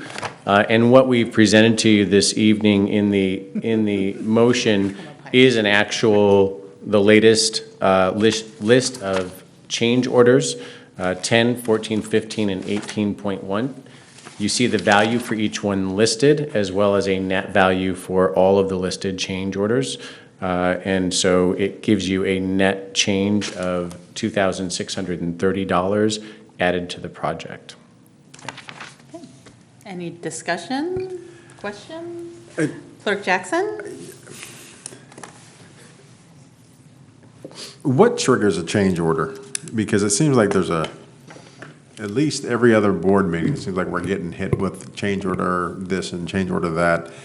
Can you enlighten us, please, on what is triggering so many change orders on these projects? Actually, for the scope of this project, you're getting very few. So when you do a multi-million-dollar construction project, doesn't matter whether it's new or modernization, which this is mostly modernization. It's the materials. When any change from the designated and adopted scope of work, so when we first gave the board the motion to approve all of the scope of work, any variance from that scope of work by law should technically come back to the board for approval. Now, unless the change order is significant, meaning that it exceeds 5% of the project budget, we tend to approve them as we go because the construction delays would be significant. However, that does not excuse us from our responsibility to bring back so that we are publicly notifying the board as well as the public of the changes from the original adopted construction scope. So it's a little bit of a technicality, but it's an important one, not just to remain compliant, but to make sure that we're being transparent in what might be expected or thought of in the construction project versus what is actually executed. And so a change order, and that's why we list them out for you. So for example, let's just look at number 10. So the conduit for the sign, which is the marquee sign out front, was discovered during the demolition process to run along the wall of a contiguous building, Building A. If we had left it there, we would have encased, the specs call for us to encase that conduit in concrete, which would mean later we would not be able to access it for repair or replacement, which would mean it would be much more costly to then break out all the concrete if we ever needed to do something with that line. Now, that's what the board approved because that's the plans, that's what the architect and the engineer called for, but when you tear a building apart, you find some things out that no longer makes common sense. or practical sense. And so we make a change with the company so that we don't have future costs that are unnecessary that we could have avoided. But it's not in the scope. So we have to change it. We have to cost out what that change is going to be, and then we have to bring it back to the board so that we're notifying you. Now, all of these changes are well within the margin that we budgeted for, but it's still my obligation to bring it back to you so that you know what changes happened during the course of the project. This project overall, change orders can also work in the opposite way. So for example, our demolition was easier than we thought and there was less dry rot. So that change order actually reduced the cost of the projected budget, but we still bring it back to you so that you're notified. So this is just telling you all those little changes from what was originally scoped and the cost or the savings associated with them. Okay, so just because we receive a change order does not necessarily mean that there's been added costs to the project then? Correct. So if you look down all of these change orders that we're presenting this evening, this is the latest list. I do present them once a month so that you always have sort of a running list, so it's not a massive list at the end in retrospect. It's just my way of working. And so you'll see that all of these orders add up to about, $16,000, but one of them is a negative at the bottom, which is negative $13,786. That's a change order that actually saved us money, so the net cost is only $2,630.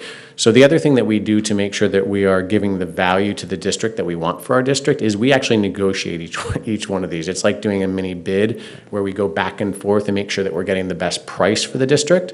That's the way that you best keep a project in budget, which is difficult to do because you have to stay on top of every single one of these things. So I don't want to say it, but the Bright Phase 2 project, unlike a lot of the projects here in the past, we are within budget and within time right now. So. Okay, well, okay, thank you. That's, I think that definitely puts my mind at ease, and I think probably a lot of folks in the public, because I think a lot of times when people see change orders, you just automatically assume that, well, wait a minute, this is now costing us more money. But, you know, so thank you for that. It really goes a long way for me, so I can kind of put my mind at ease next time as I go through these next time. Great. Vice President Pizzotti? Just quickly, so in all the change orders on this project, are we still within our contingencies? Well. Okay. Thank you. All right, do I have any other questions or clarifying? No? Do I have a motion to approve? So moved. Have a second? Second. All in favor? Aye. You have your change orders. Thank you. J6, you have exciting another stuff. change order for the construction of YOLO-TAL classrooms. Correct. So each project, yes, we do them each separately because we don't mix projects. So I know it seems a little bit No, it does not. complex, but that's the way that we do it to keep everything clear. So J6 is the approval of change order number 1. So the first change order of a project that we're actually trying to complete this semester, and that is the construction of the TAL, the Transition to Adult Learning classes in the YOLO High School complex. This enables us to locate all of our TAL students and classrooms on our campus rather than renting out local residential space, which is what we've been doing for the past number of years. I'm not actually even sure quite how long it's been, but it's been a long time. So this change order is actually one that doesn't add a whole lot of cost. It's a total value of $2,400.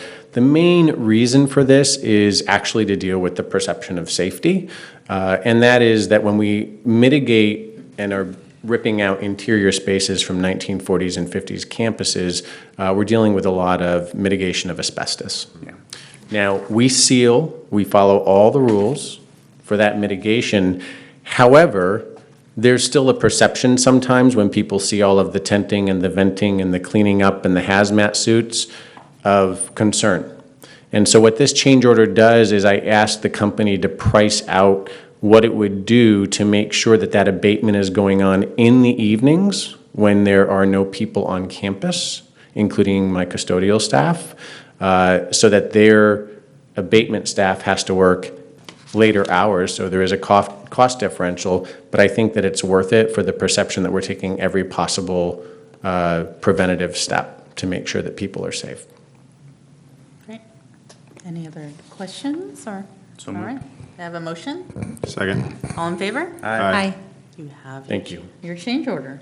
Last is the approval of the contract with BRCO Constructors for the site improvement construction services at Westfield. Yes, exciting small project for Westfield. J7 is the approval of the contract with BRCO Constructors for site improvement. This is the field improvements and the asphalt improvements to Westfield Village. We are adding, as we realized this past year, that we had far more classroom space than we believed that we did.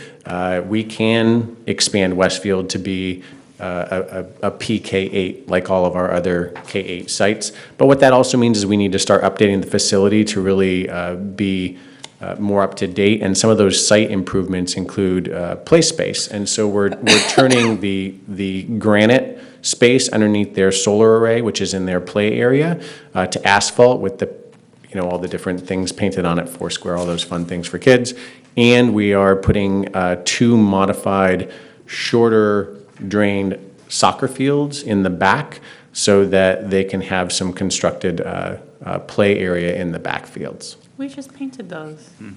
No, the Well, grass, not we. the grass Okay, areas. I'm all, we had a service project, we just painted that. Yeah, you actually, yes, your organization did help us with some site painting this past year. Well, I'm talking about the grass fields, which currently aren't drained or marked or graded for fields. So we're going to turn them into fields that are actually usable for the students. Wonderful. And I just want to share a moment of excitement because when we put in when the solar arrays went in, you have these visions of the kids underneath them and it just being this great shade space. And, that's what I thought in my mind. I went out there and the principal at the time said, look how horrible this is. It's all this granite that gets muddy and the kids walk it into the carpet and they can't use it and we have to rope it off. And it was just a huge issue at the school. And so I'm just so excited to know that it has now been rectified because it really wasn't utilized well for what it could have been. So I'm really, really glad about this. Thanks. Sure. Great. So moved. Second. All in favor? Aye. Thank Who you. has their project? Great, thank you. We are now moving on to board governance, K1, the 2019 CLSBA Unity Conference, Advancing the New Latino Majority Best Practices Policy and Pedagogy. I believe, Trustee Alcala, this is an item that is related to your travel? Right, in attendance at the conference, correct. And just as a reminder, the board, if it's not directly a CSBA-sponsored event, the request at the time was to bring it before the board for discussion and approval. Correct. I've attended this conference, and this conference, I'm now on the executive board.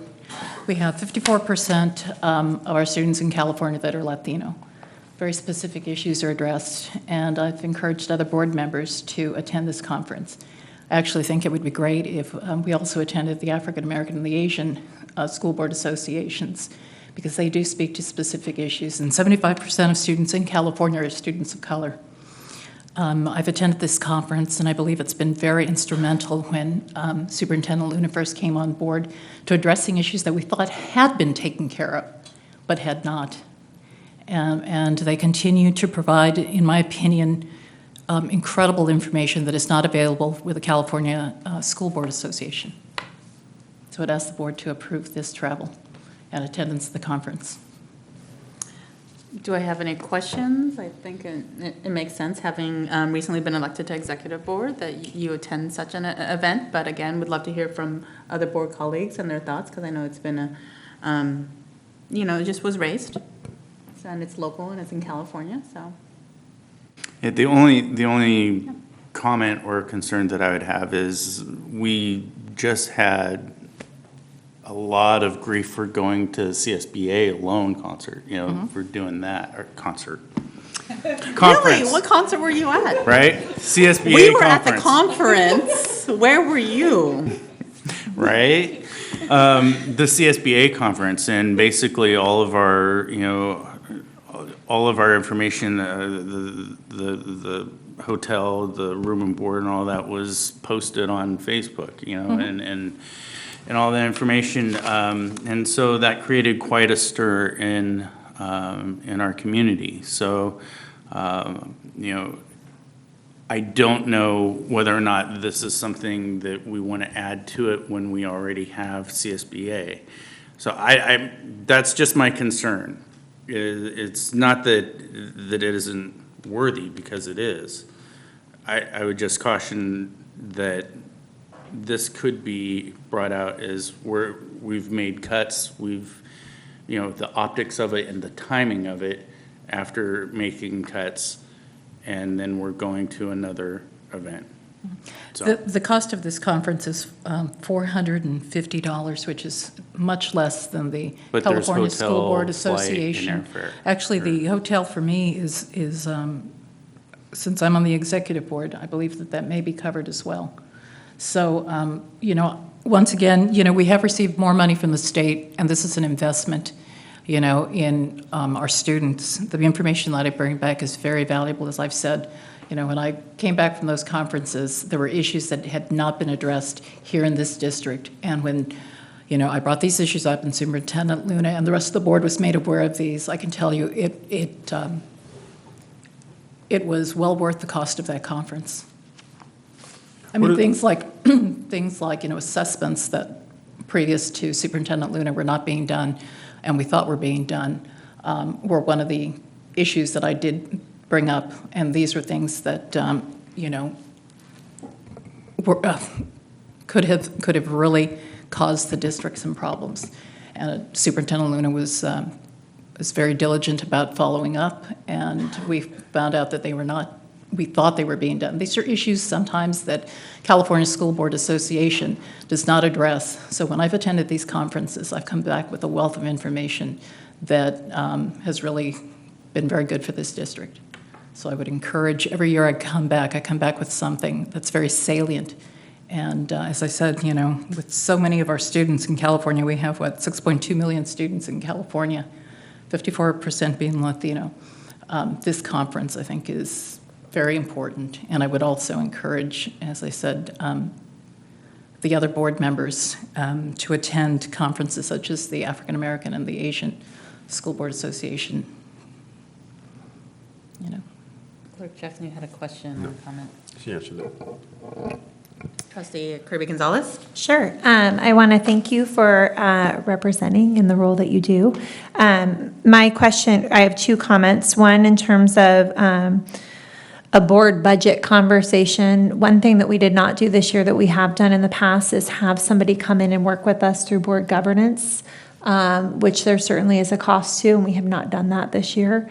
So I think it's important to think about what is our board budget. I don't think we've ever had a really strict conversation in terms of what is our board budget, what are we spending, how much is it, what's allotted. We had talked at one point to providing different amounts to different people if they go to certain CSBA conferences, for example, that require hotel rooms versus going to ones in Sacramento. What does that look like? So I think it is worth a conversation, not right now, but later, in terms of what is our budget as we think about the year, and if we want to bring somebody in to help facilitate work, it would come out of that budget. If we don't and we want to do something like this, I think that's a bigger conversation. And then a question I would have for the board right now would be, in terms of CSBA, do we feel like as a board that we would be going to CSBA? Do we feel like this is a year where we would put it on hold? I know that we don't have the full budget coming through in terms of knowing our dollar amount that we have, but I wouldn't want to freeze staff professional development out of town and not ours. And so just two things I'm thinking of, but I am supportive of the work that you're doing. So just throwing that out there. To my knowledge, I don't think we've frozen staff. That's my question. So we haven't done that. Okay. Yeah, you're coming to answer the question. It's so quiet. Are you coming to fourth or fifth base? Oh, wait. I'm going out to right field, no. No, I just wanted to thank the board for your comments and just let you know that as we, Business Services always walks all of the departments through budget development each spring, prior to providing the board the multi-year budget. So when the board receives the public hearing of the multi-year budget, But business services has gone through every single department, including the superintendent's office, even down to office supplies, and it does include the Board of Education. And so what we have done since I've been here is know that every other year of CSBA, the costs are different because of the distance. And so we budgeted already for this school year, knowing that CSBA is out of town in San Diego versus in San Francisco. So we've already put that in the budget for the board budget, which has already been approved in the budget. Great. And my understanding is CSBA was something that was a board priority for many boards, even before I came on the board. So it's a good experience. It was. The years that they did not go were the years that they froze professional development across the district. And so, so that was just, thank you for that clarification and for that piece. So it sounds like we're approving the conference, but that the hotel is paid for through your executive board. And airfare, or? The airfare may And not be, but I have, we'll check on that. Maybe that's something I can check on. Because it says hotel flight airfare to be determined. Right. And I That's mean, what in we're any case, checking. I think we should first approve whether or not we're okay with going, which it seems like the majority of the board is okay with the attendance, and then figure out dollar amounts, the most cost-effective means as possible. All right. Does that make sense? That's fine. The only question that I would have, I'm sorry, the Will only you question I walk? would have. All the way to Del Mar? Right, Bicycle. right, you'd have to, if you're Sit gonna, on Greyhound. if we're approving the registration, then we have to approve by reason all the other things. The only question I would have is, have we approved this in our budget? Or do we have room in our budget for this currently? Since we haven't fair que- approved. that's a fair question. right, Since That's a we've fair already question. approved our budget for CSBA and events like that. So when we developed the budget for the board, what we did not put in this year was the Masters in Governance, which is which is a very costly professional development. Right. And President Wong, Trustee Akala, and myself received our certification for attending all 5 sessions. So we did not include that into the budget this coming year, which we have in the past years. We basically took everything that has been annual into the year. And so the California Latino School Boards Association has been an annual conference. Okay. And so it is within that amount. Okay. I should actually take this opportunity, and not just for trustee, are there others who actually want to go to attend this conference? We should actually open it up to the board. This specific conference, as trustee Alcala has benefited. It's October 3rd, 4th, and 4th, I believe. So I'm sorry, I didn't make it, Oh, I realized October I shouldn't have 3rd. made it one person, but. Right, and 4th.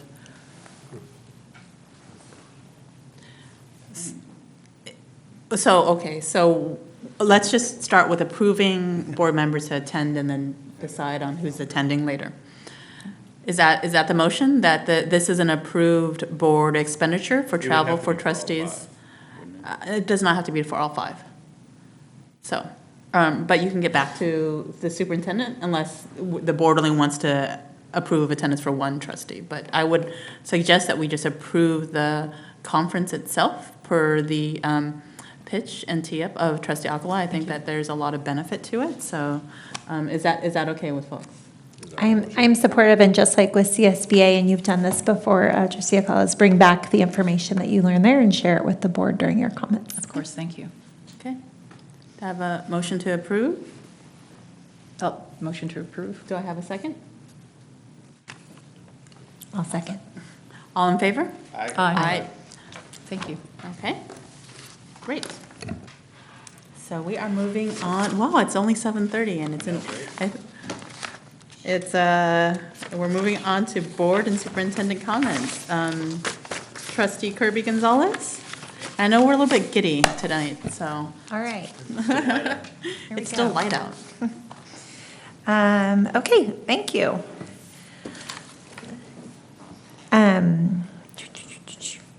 So I just want to remind everyone that we did get an invitation for the summer school to go by on July 17th from 8 o'clock until 10:45 for their showcase.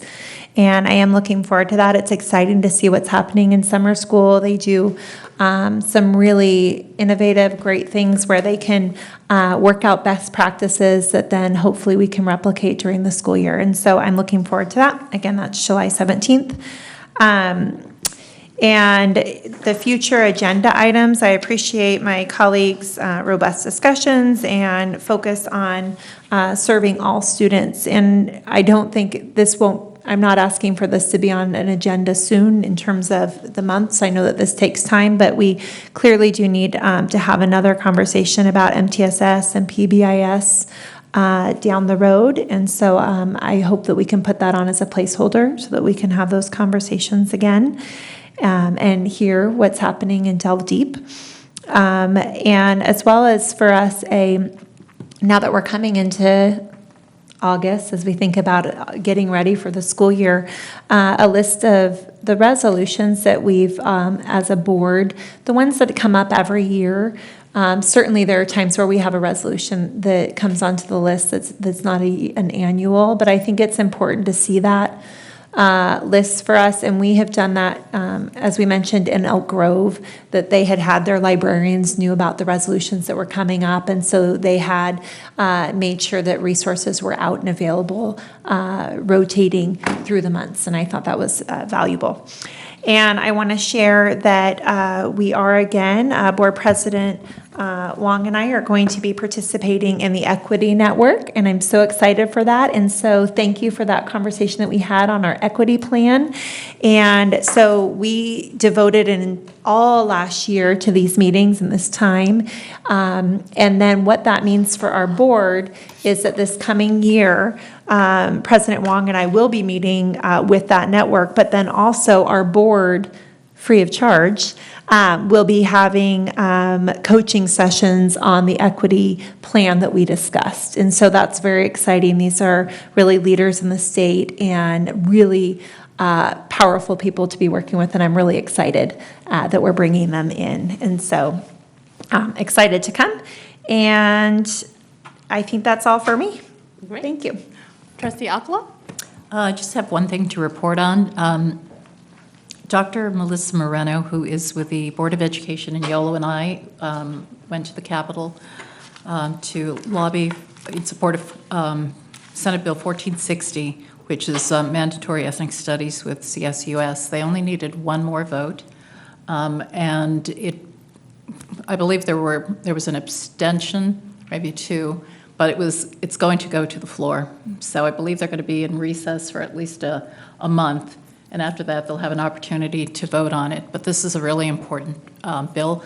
We've often talked about how important it is for people to be culturally aware. I wish it were something we could teach maybe in the lower grades and make it mandatory. But it's wonderful that we're going to have it at the CSUS. We teach academics there, and I think it's really important to also teach, have a social education where people learn to appreciate each other's cultures, at the very least, at least some tolerance. And the reason this is so important is because we do deal with a global economy. And I think when we have ethnic studies, which, by the way, Dr. Moreno teaches over at Woodland Community College, it really does open up the doors of opportunity for many. That's it. Thank you. Thank you. Clerk Jackson? Just wanted to report out that I was very excited and happy to see that the two charter school bills that made it out of committee, I believe, and are going up, moving up the line to kind of help rein in some of the things that are going on with charter schools in the state of California. So that's very exciting. Kind of watching that a little bit, seeing how that kind of turns out, because obviously, as we all know, that affects every district in many different ways. So I think that was on, what's today? When? Today's Thursday. I So that was Tuesday. I was listening to it on, yeah. Yeah. On Tuesday. So that was very exciting. So, other than that, I'm on vacation, so. Vice President Pizzotti. And on that note, I was there registering my support for 1505, and Trustee Kirby Gonzalez asked me to register her support as well for 1507. So I did that. Then separate from that, the same day, SB 328, the school start time bill, is my personal beliefs. I registered my support on that, which I know goes against what CTA likes, but. And against CSBA. And CSBA. As the person who's on the ledge committee. I just happen to think science is science, and it weighed my vote, so I supported that as well. CSBA did support ethnic studies this year. Good. Good, Yes, as we I get knew the that. side eye from I think so, Trustee yeah. Alcala. We had a conversation last year. So I apologize that I missed last meeting, but I heard it also went fairly quick. It ended at 8:30 and not 7:30. Yes. As it did tonight, and I think that I believe that the evaluation went swimmingly, so I apologize that I was not here, Superintendent Luna, but as you know, we have always been very impressed with what you've been doing here. You've come in, and you are helping to turn around a huge ship, so appreciate everything that you've been able to accomplish in the short time that you've been with us, and really very much appreciate you poaching all the Stockton stars. I'm just joking. I love Stockton too, so hopefully they will backfill folks with good people. I actually also did we actually already talk about Williams Settlement? I got this letter and I just wanted to kind of read through the letter from the Yolo County Office of Education on the review of the Williams Settlement requirements. Have we gone over that yet? Okay, so for full transparency, every year, YCOE is required to review school districts in their county of jurisdiction to make sure that they are in compliance with the Williams settlements, making sure that the instructional materials are up to par, the reports are up to par, et cetera, that we have highly qualified teachers, that the uniform complaint procedure is being followed, et cetera. So the only things that were flagged was that our 17-18, as we go into the 19-20 school year, our 17-18 SARCs were not on our websites. So I know that that's been something that's been flagged before, and I believe that Clerk Jackson had actually flagged it as well, and now it's official that we have been sent a note that our 17-18 SARCs are not on our school sites' websites as we go into the 19-20 school year. So that's it. So for all transparency, those are what we were dinged on. And hopefully we will repair that accordingly. Hopefully everybody is enjoying summer. I will try my best to attend the summer school open house on July 17th. And yeah, I hope everyone's enjoying themselves. So Superintendent Luna? Thank you, trustees. I only have a few slides, so I'll begin in just a second here.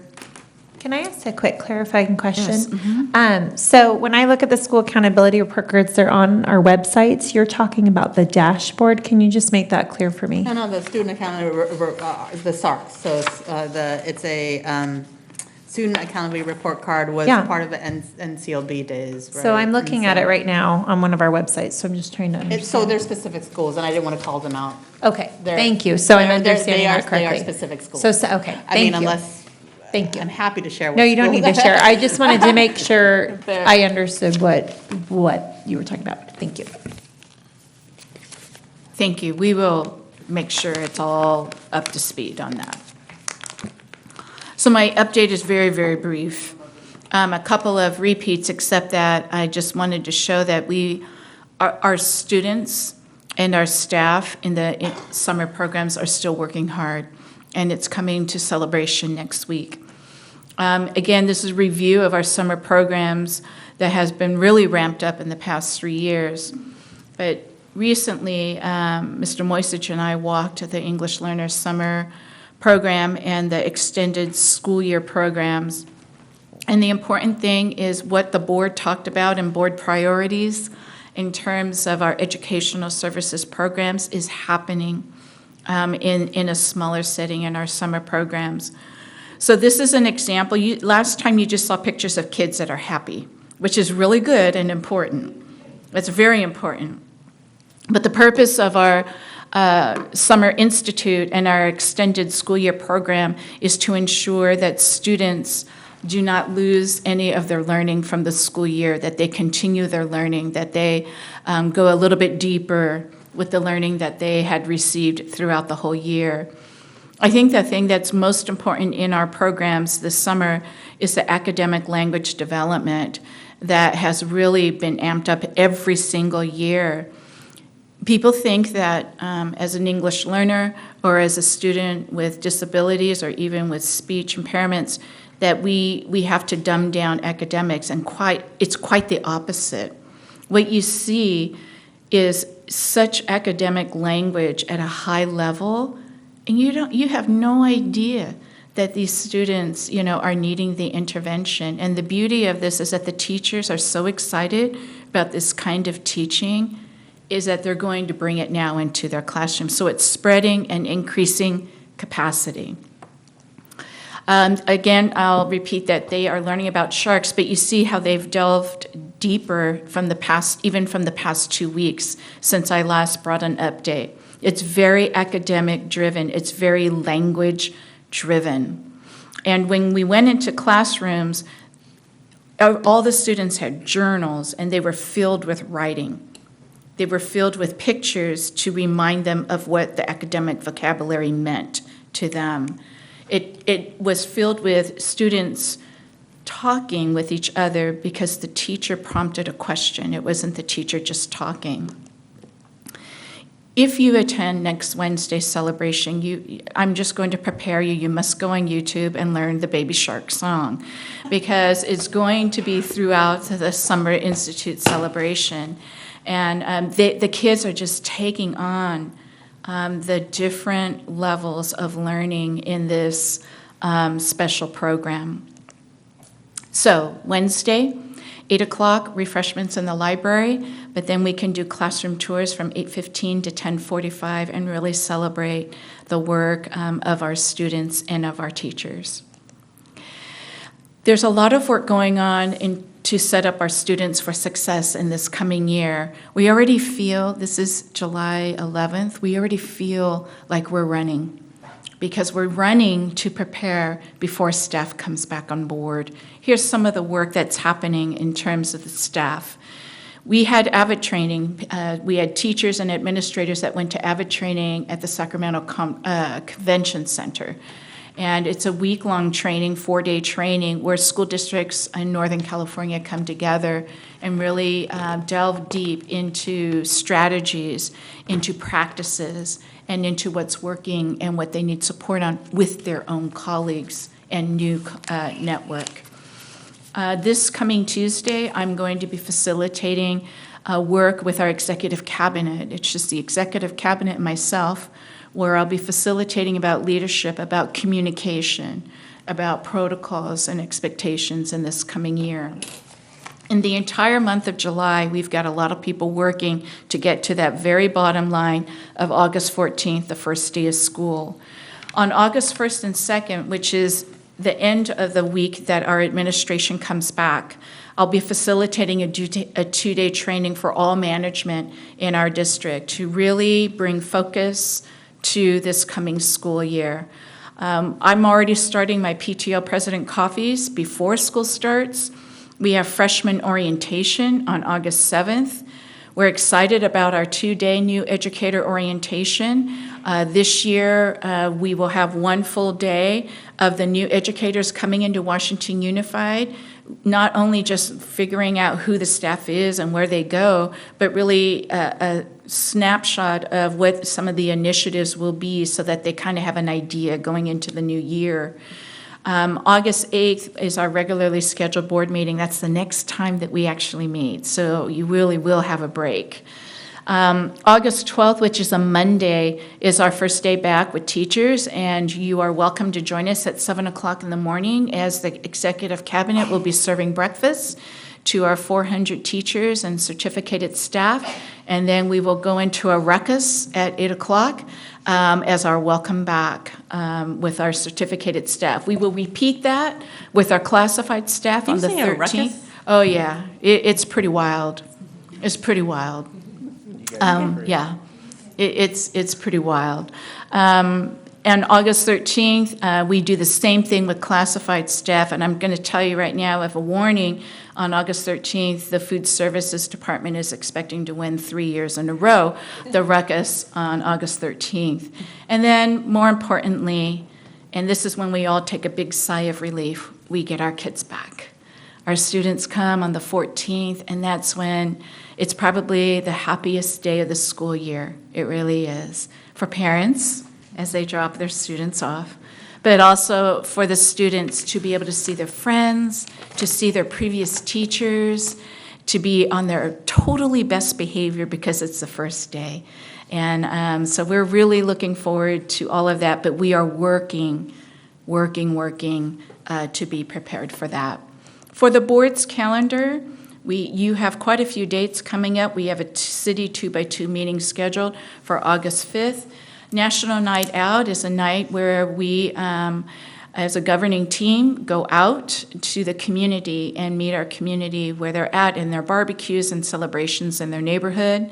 We invite you to come to our new educator orientation if you have not taken the bus tour of our district, which is so unique. When I put that on my Facebook page, all my friends were like, wow, you guys really welcome people. And we do. We really do it different. And that bus tour, my first time taking the bus tour, was really special. We have, again, the repeat of special days, the 12th, 13th, and 14th. So we are working hard to prepare for that as it will be here before we know it. So I hope that everybody enjoys the rest of the time for a break. And we look forward to seeing you back here in the chambers on August 8th. I think that's it. Yeah, that's it. Thank you, Superintendent Luna. Future board agenda items, M1, board policy and parent handbooks, and regarding our use of cell phones and dress code. As you know, we had a really lovely presentation from our young scholars from Bridgeway, just talking about the inequities in our dress code. So looking forward to that discussion. And M2, special education and full inclusion programs. Is there anything else to be added for future board agenda items before we say goodbye for about a month? I already brought it up, but the MTSS piece, and then under that umbrella would be the PBIS. Anything else for the good of the order? For me, just an update on the transportation update, because I know Weeds did, because at that point, I guess the trial via period thing that we did, that we had approved, should be winding down. So I'd like to have an update on that and see how that was and when and what have you. Say what? Future, you don't need to. It's not at 8 o'clock yet. Based on the board's input, Yeah. I renegotiated the contract at end of December 31st for the same cost, so that the actual longer together. Oh, great. So we'll do a presentation near the end of the now 8-month pilot. Oh, great, for the same cost. Great, perfect. And I think that it's on a future board agenda item, but the facilities plans, the 510. So just a heads up, I know that we talked about it. Folks have been waiting. It's here, it's okay. We're just putting it out there as discussion of what we want to prioritize and just kind of circle back on what those concrete plans are. And just for clarification, just so anyone watching out there, it can be renegotiated without us because it's under a certain amount, correct? Is that Correct. correct? Okay, very good. Thank you. Correct. Yeah, and what more specifically what I was kind of referring to is kind of just an update on the program itself, kind of where things are and how it's running and. Yeah. Yeah. So, and evaluation, whether or not we should scale it, I assume that's at the end of it, but definitely I think on my to-do or my kind of interest is where are we on our facilities plan? Right? So, okay. So if there's nothing else of the long list of things that are growing on the future board agenda items before we depart for an entire month, where I will miss you so much. Do I have a motion to, I feel like I should just talk until like it's 8 o'clock. No, you shouldn't. Motion to adjourn. To adjourn? Second. All in favor? Aye.